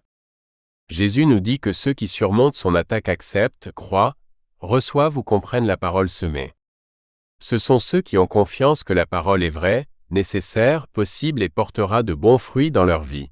Cela aide si nous comprenons la parole, mais nous devons avoir confiance qu'elle produira de bons fruits en nous, y compris la compréhension même lorsque nous ne la comprenons pas. La clé n'est pas de rejeter la parole. C'est là que demander au Père d'envoyer l'Esprit de vérité pour nous guider dans toute la vérité est particulièrement utile. Avec l'aide de l'Esprit de vérité, nous sommes mieux en mesure de percevoir la vérité et l'erreur et d'éviter de rejeter la parole.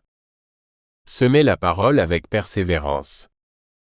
Satan vient immédiatement pour enlever la parole quand elle est semée, mais il ne s'arrête pas si sa première attaque échoue. Il continue d'attaquer notre confiance dans la parole. Il essaie également de nous faire cesser de semer la parole. Il essaie de nous éloigner de la parole avec les soucis de ce monde, les désirs pour d'autres choses, les plaisirs de cette vie ou la confiance en d'autres choses. Ceux qui surmontent son attaque endurent et tiennent fermement à la parole. Nous devons continuer à faire confiance, patience, et semez la parole afin qu'elle produise le fruit de la vie éternelle. Arrêtez de semer des graines dans notre être qui produit la corruption. Les choses qui étouffent la parole, les soucis de ce monde, le désir de plaisir de ce monde et d'autres choses, et la confiance en d'autres choses entrent dans nos cœurs. Ce sont de l'ivraies plantées dans nos cœurs par Satan pour nous amener à faire sa volonté sur la terre et non à faire celle de Dieu. Pour les empêcher d'étouffer la parole, nous devons cesser de les semer et ne pas permettre à Satan de les semer dans nos cœurs. Les soucis du monde et la séduction des richesses et les désirs pour d'autres choses étouffent la parole. Marc chapitre 4 verset 19.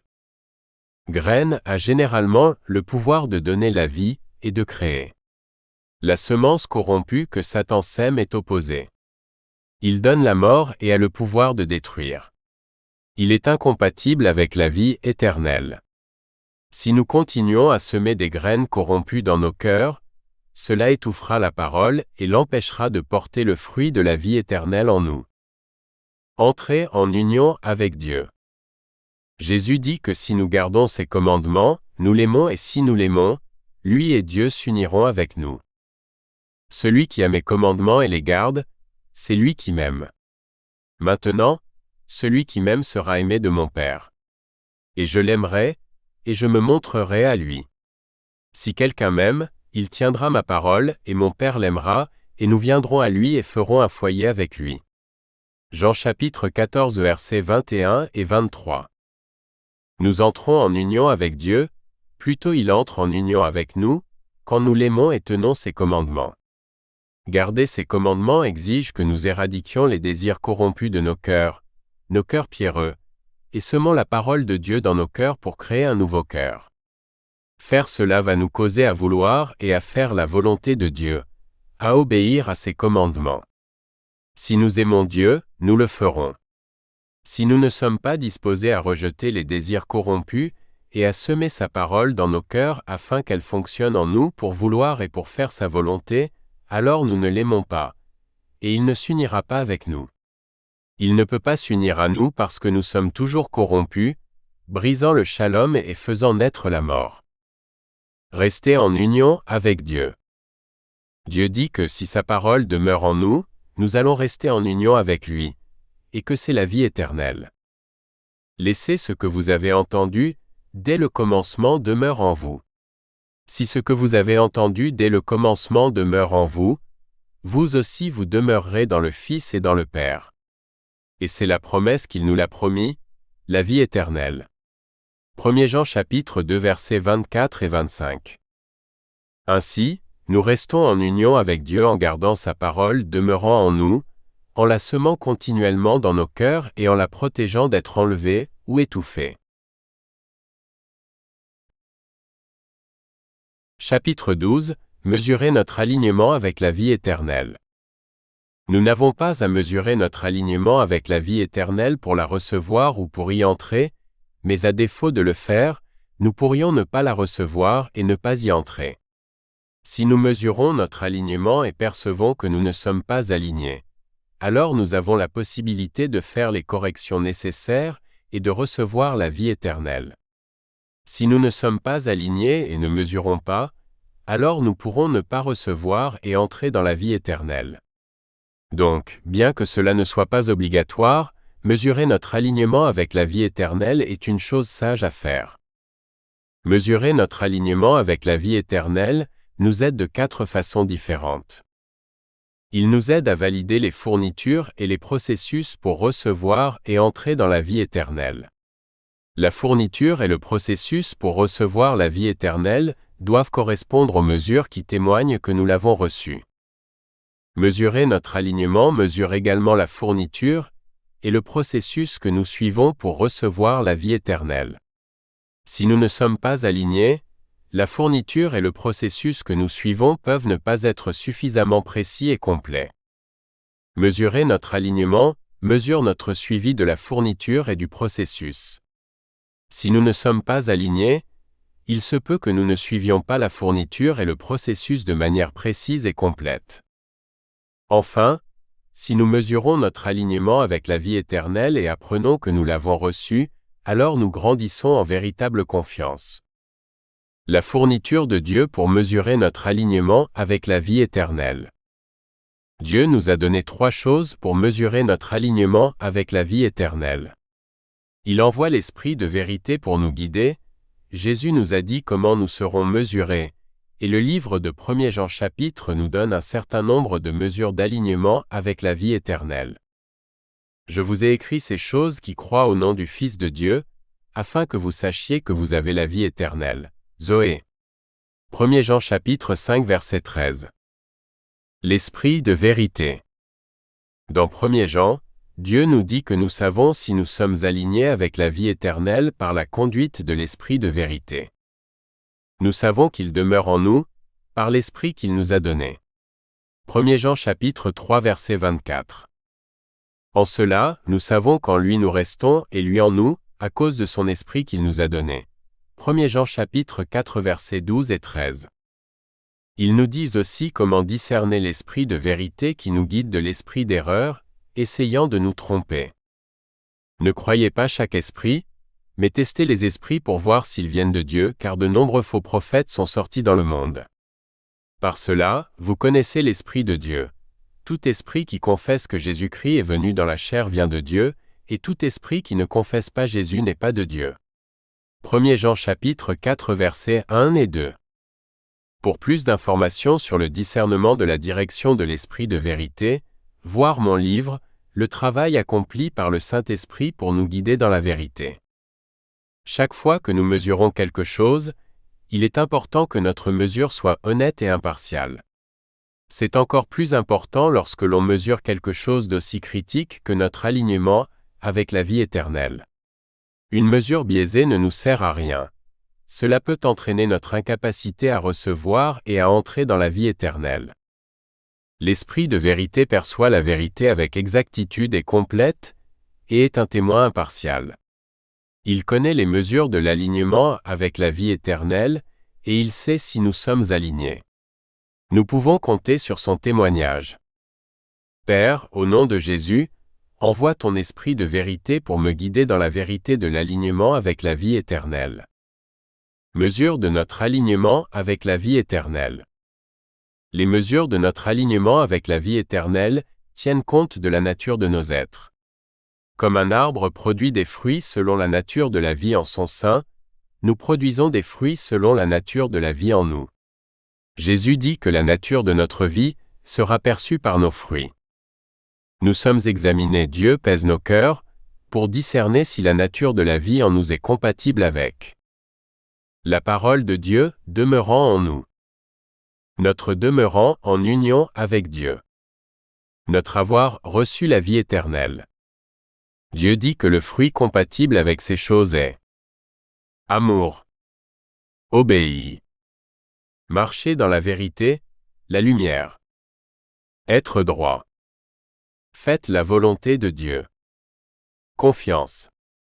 Être fidèle. Amour.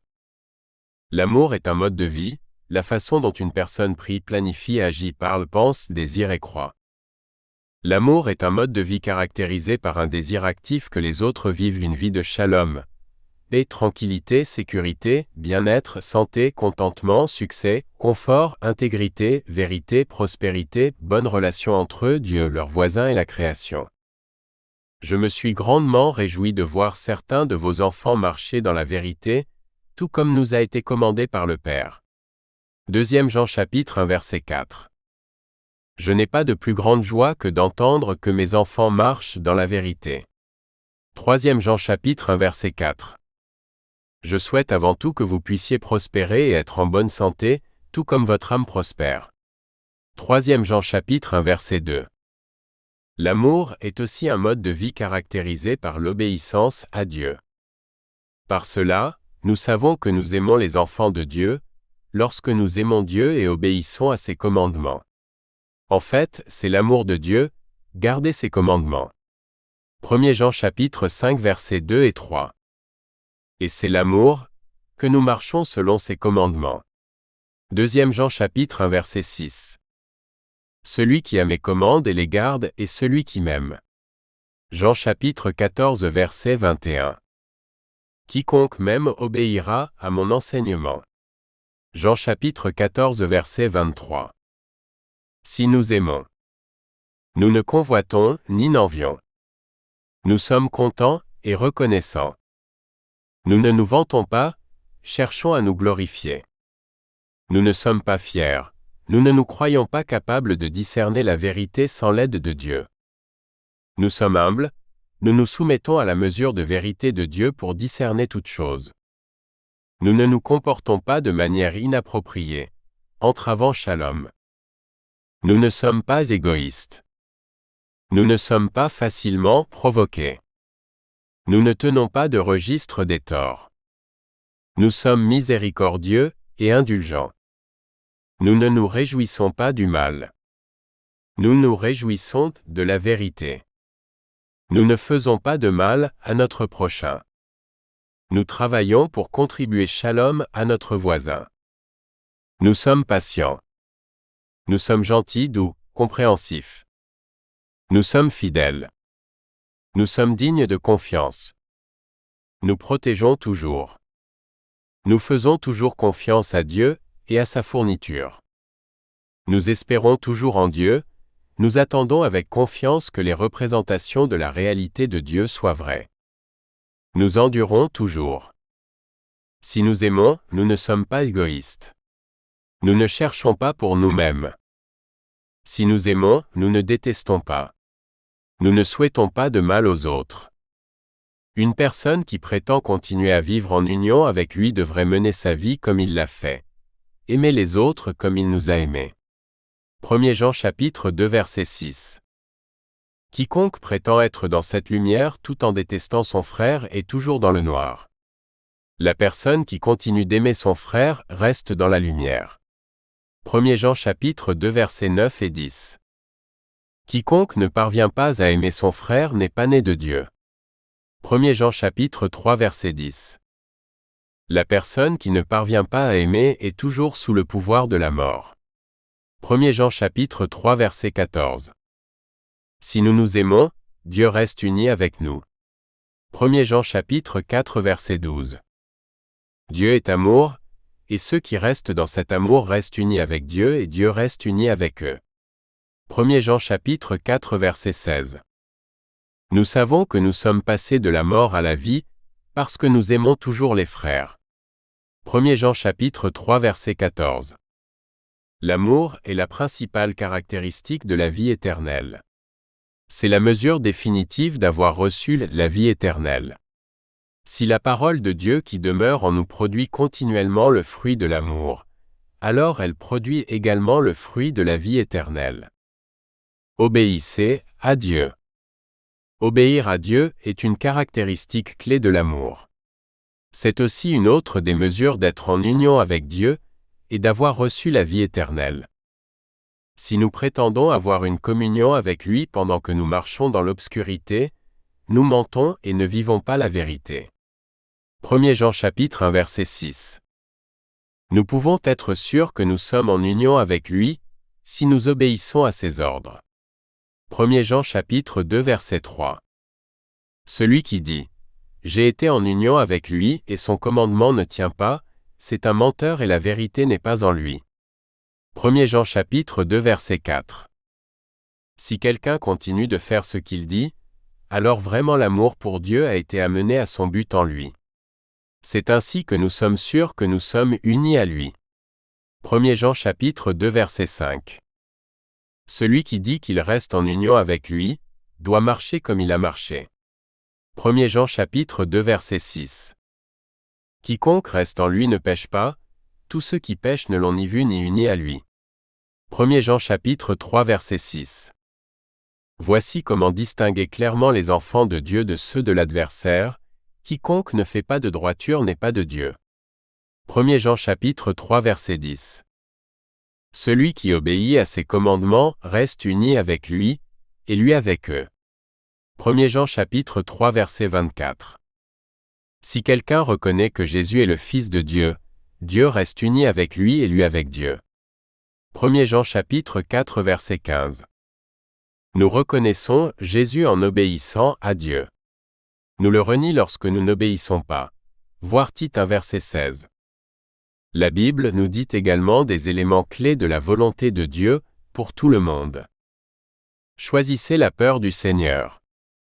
Parce qu'ils détestaient la connaissance et n'ont pas choisi la crainte du Seigneur, ils supporteront les conséquences de leur propre manière. Proverbes chapitre 1 versets 29 et 31. Reconnaissez Jésus comme Seigneur. Ayez confiance en le Seigneur de tout votre cœur et ne vous appuyez pas sur votre propre compréhension.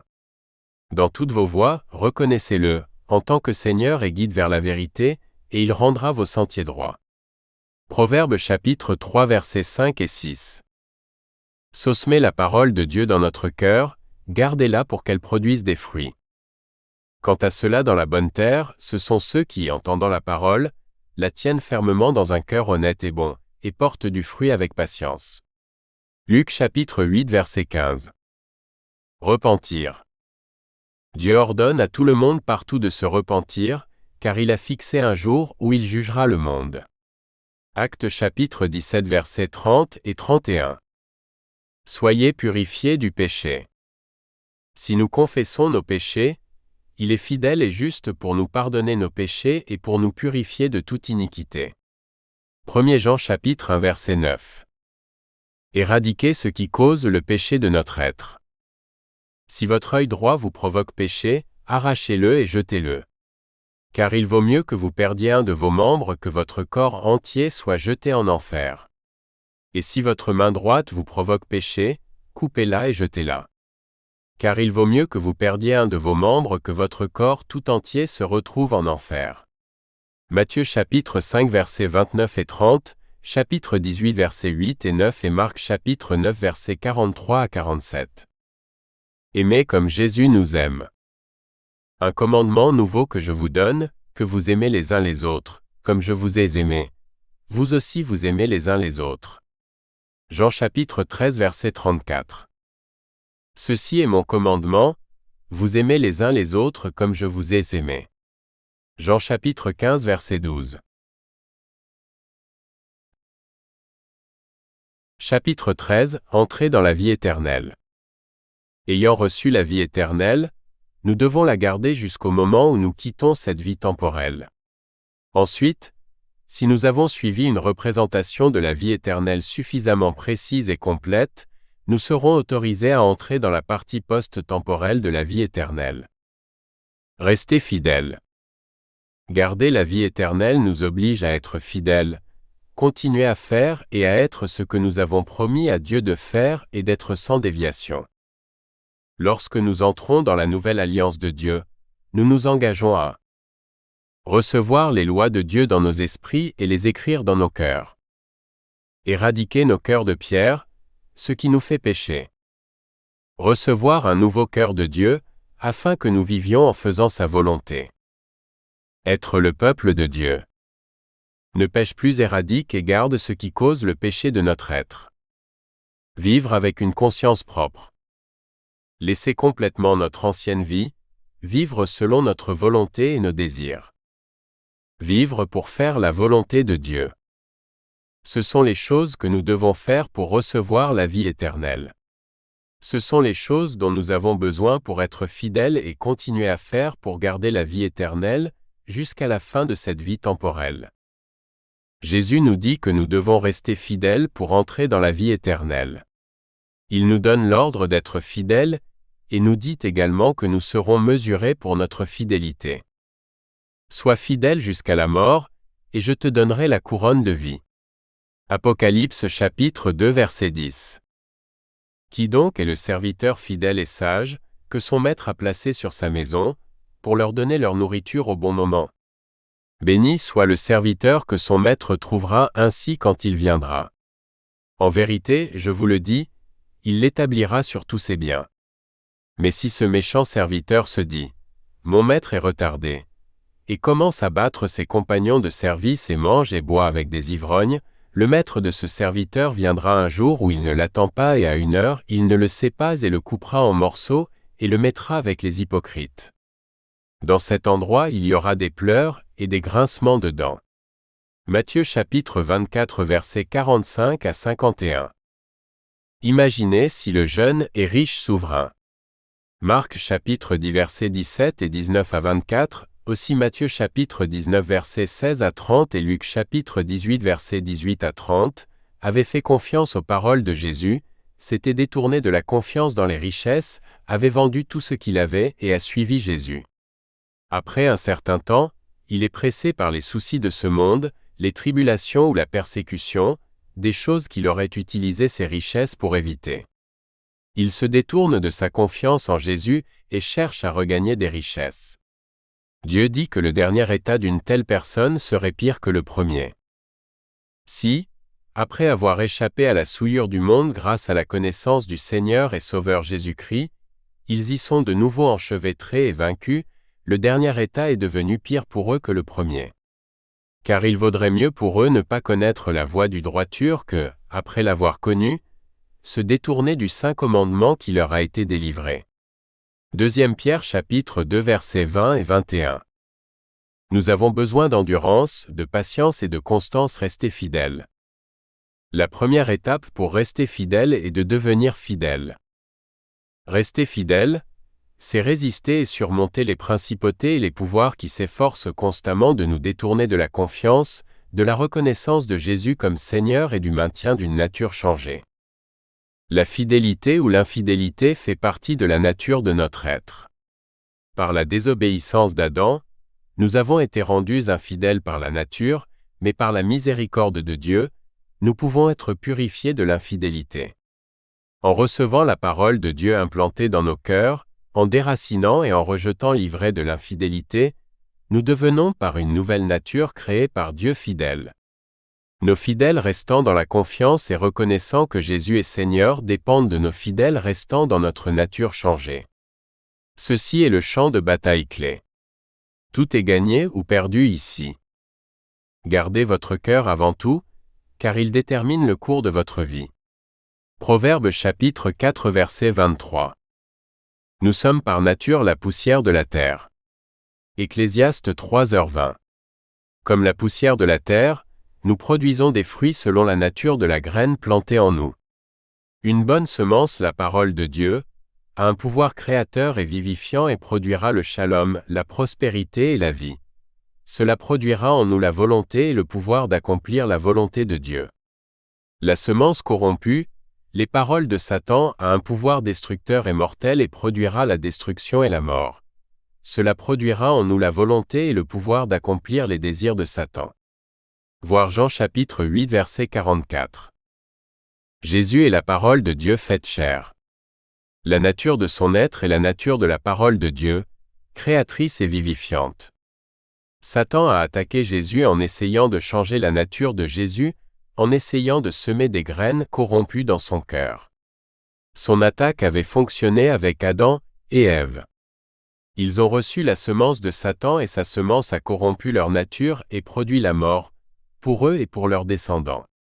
Mais Jésus s'est soumis à Dieu, Jésus ne ferait que le servir et a résisté à la semence de Satan. Satan nous attaque de la même manière qu'il a attaqué Jésus, Adam et Ève. Si nous, la poussière de la terre, recevons la semence de la parole de Dieu, alors elle commencera à travailler pour produire de bons fruits, bénédiction, douceur et sagesse. L'ennemi va continuer d'essayer de semer l'ivraie dans notre cœur. Il doit essayer de nous corrompre et de nous faire céder à lui pour produire son fruit corrompu. Comme Jésus, nous devons lui résister. C'est la clé pour rester fidèle. Gardez votre cœur avant tout, car il détermine le cours de votre vie. Proverbe chapitre 4 verset 23. Mettez l'armure de Dieu. Au reste, fortifiez-vous dans le Seigneur et par sa force toute puissante. Revêtez-vous de toutes les armes de Dieu, afin de pouvoir tenir ferme contre les ruses du diable. Car nous n'avons pas à lutter contre la chair et le sang, mais contre les dominations, contre les autorités, contre les princes de ce monde de ténèbres, contre les esprits méchants dans les lieux célestes. Prenez donc toute l'armure de Dieu, afin de pouvoir résister dans le mauvais jour, et tenir ferme après avoir tout surmonté. Tenez-vous donc ferme, ayant attaché la ceinture de la vérité, revêtu le pectoral de droiture et mettez pour chaussure à vos pieds le zèle que donne l'évangile de paix. Prenez en toutes circonstances le bouclier de la foi, avec lequel vous pouvez éteindre toutes les fléchettes enflammées du malin. Et prenez le casque du salut et l'épée de l'Esprit qui est la parole de Dieu, faites en tout temps par l'Esprit toutes sortes de prières et de supplications. Veillez à cela avec une entière persévérance, et priez pour tous les saints. Éphésiens chapitre 6 versets 10 à 18. Dieu nous ordonne de mettre sur son armure afin que nous puissions être en mesure de résister aux attaques du diable. Restez fidèles. Il peut être mis avec une simple prière. Père, nous te remercions au nom de Jésus pour ton armure et nous revêtons ton armure. Vérité, droiture, évangile de paix, foi, salut et épée de ton esprit. Nous protégeons nos cœurs et la parole de Dieu dans nos cœurs avec la foi. Confiance que la parole produit dans nos cœurs. La foi fonctionne par amour. L'amour est essentiel pour rester fidèle et résister aux désirs corrompus, égoïstes. Demandez à Dieu d'envoyer des anges pour nous renforcer. Satan a tenté de semer les graines de sa parole dans le cœur de Jésus. Il voulait que ces paroles conçoivent dans le cœur de Jésus et produisent des désirs corrompus. Une des choses que Jésus a fait pour résister à l'attaque était d'être renforcé par les anges de Dieu. Le diable le quitta et voici, des anges vinrent et le servaient. Matthieu chapitre 4 verset 11. Jésus était dans le désert pendant 40 jours, tenté par Satan. Et il était avec les animaux sauvages, et les anges le servaient. Marc chapitre 1 verset 13. Armez-vous avec un esprit, comme Jésus. Une autre chose que Dieu nous ordonne de faire est de nous armer de la même façon de penser que Jésus avait.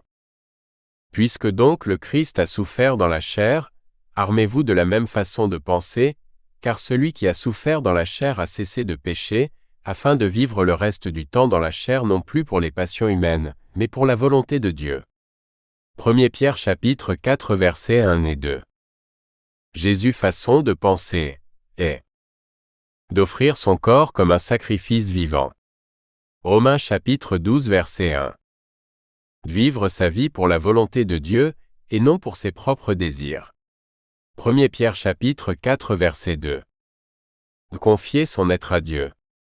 1 Pierre chapitre 4 verset 19. Nous armer de cette façon de penser nous aide à résister à Satan et à rester fidèles. Faites attention à ce que nous entendons et à comment nous entendons. La semence corrompue qui est semée dans nos cœurs et produit des fruits corrompus nous est dite. Nous entendons les mots de l'ennemi comme des pensées.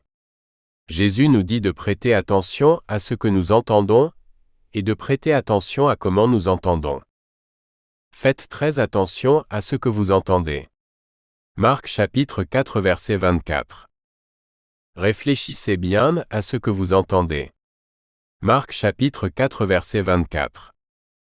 Faites attention à comment dont vous entendez. Luc chapitre 8 verset 18. La meilleure façon d'entendre est d'entendre ce que dit l'Esprit. Quiconque a des oreilles, qu'ils entendent ce que dit l'Esprit. Apocalypse chapitre 2 versets 7, 11, 17, 29 et chapitre 3 versets 6, 13 et 22. Demandez au Père d'envoyer l'Esprit de vérité pour nous guider dans toute la vérité de ce que nous entendons. Écoutez-le attentivement. Pour en savoir plus sur le travail du Saint-Esprit pour nous guider dans la vérité, veuillez consulter mon livre, Le travail accompli par le Saint-Esprit pour nous guider dans la vérité. Père, au nom de Jésus, envoie ton esprit de vérité pour me guider dans toute la vérité. Contre-semer.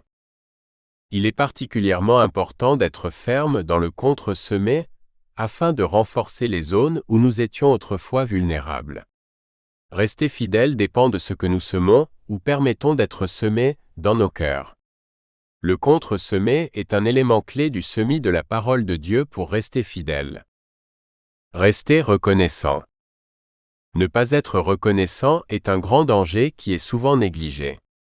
Cela peut nous causer beaucoup de tort.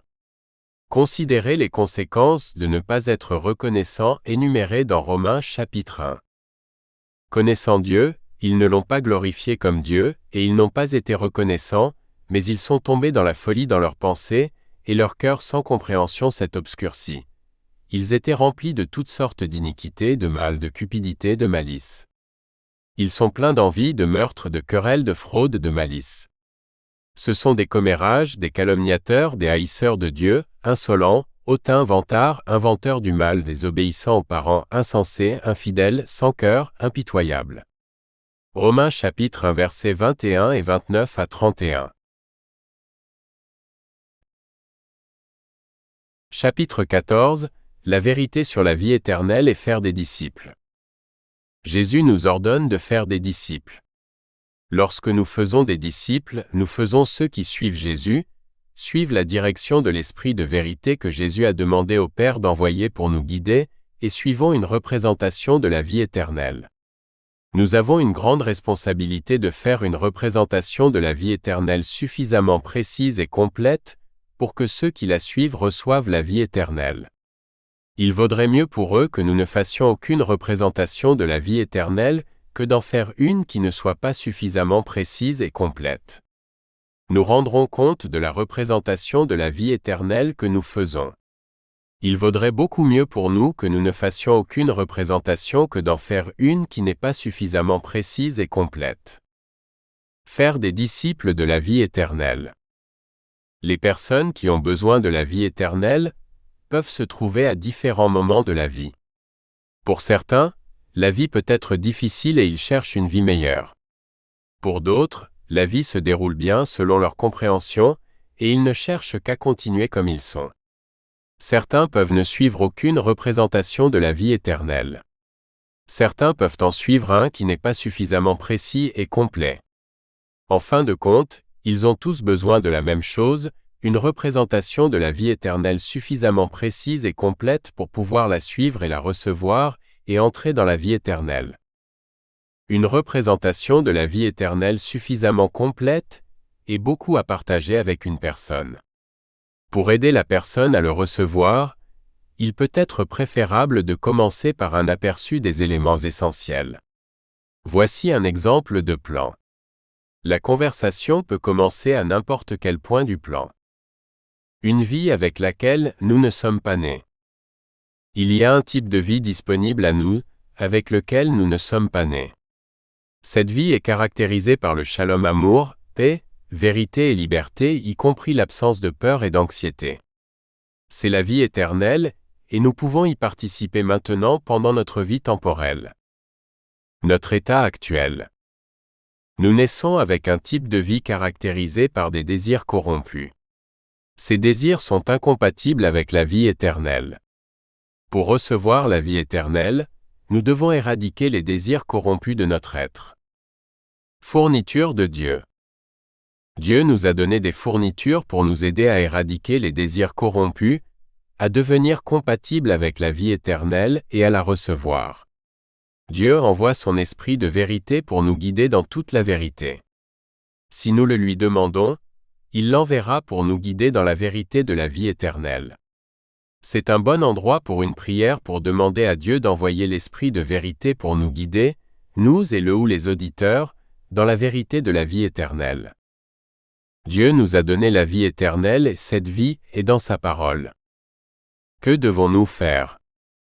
Nous devons conclure une nouvelle alliance avec Dieu par laquelle il nous aide à éradiquer les désirs corrompus, à devenir compatibles avec la vie éternelle et à la recevoir. Nous devons être purifiés du péché causé par les désirs corrompus et semer la parole de Dieu dans nos cœurs afin qu'elle puisse produire la vie éternelle en nous. Prochaines étapes. Il est important de partager que le plan que nous avons partagé ne comprend pas certains détails qui sont nécessaires pour recevoir la vie éternelle et que si la personne est intéressée, nous allons partager ces détails avec eux. Certains voudront en entendre plus. D'autres ne le seront pas. Certains s'accrocheront à une représentation de la vie éternelle qu'ils suivent déjà. Il peut être utile pour eux, si nous sommes en mesure de partager une prudence avec eux. La prudence est la suivante. Il est important que nous suivions une représentation de la vie éternelle qui soit suffisamment précise et complète pour que lorsque nous la suivions, nous recevions réellement la vie éternelle. Si nous demandons à Dieu d'envoyer son esprit de vérité, pour nous guider vers la vérité de la vie éternelle, et nous mesurer selon les mesures dans 1 Jean, nous avons reçu la vie éternelle. Jésus dit que retirer ce qui nous fait pécher de notre être est nécessaire pour recevoir la vie éternelle. Matthieu chapitre 5 versets 29 et 30, chapitre 18 versets 8 et 9 et Marc chapitre 9 versets 43 à 47. La représentation de la vie éternelle que nous suivons comprend-elle cela? Est-ce qu'il inclut toutes les choses que Jésus dit que nous devons faire pour recevoir la vie éternelle? Encourager ceux qui ne veulent pas entendre plus, et ceux qui s'accrochent à une représentation de la vie éternelle qui n'est pas suffisamment précise et complète à demander à Dieu d'envoyer l'Esprit de vérité pour les guider dans toute la vérité de la vie éternelle et de semer la parole de Dieu dans leur cœur. C'est la fin du livre.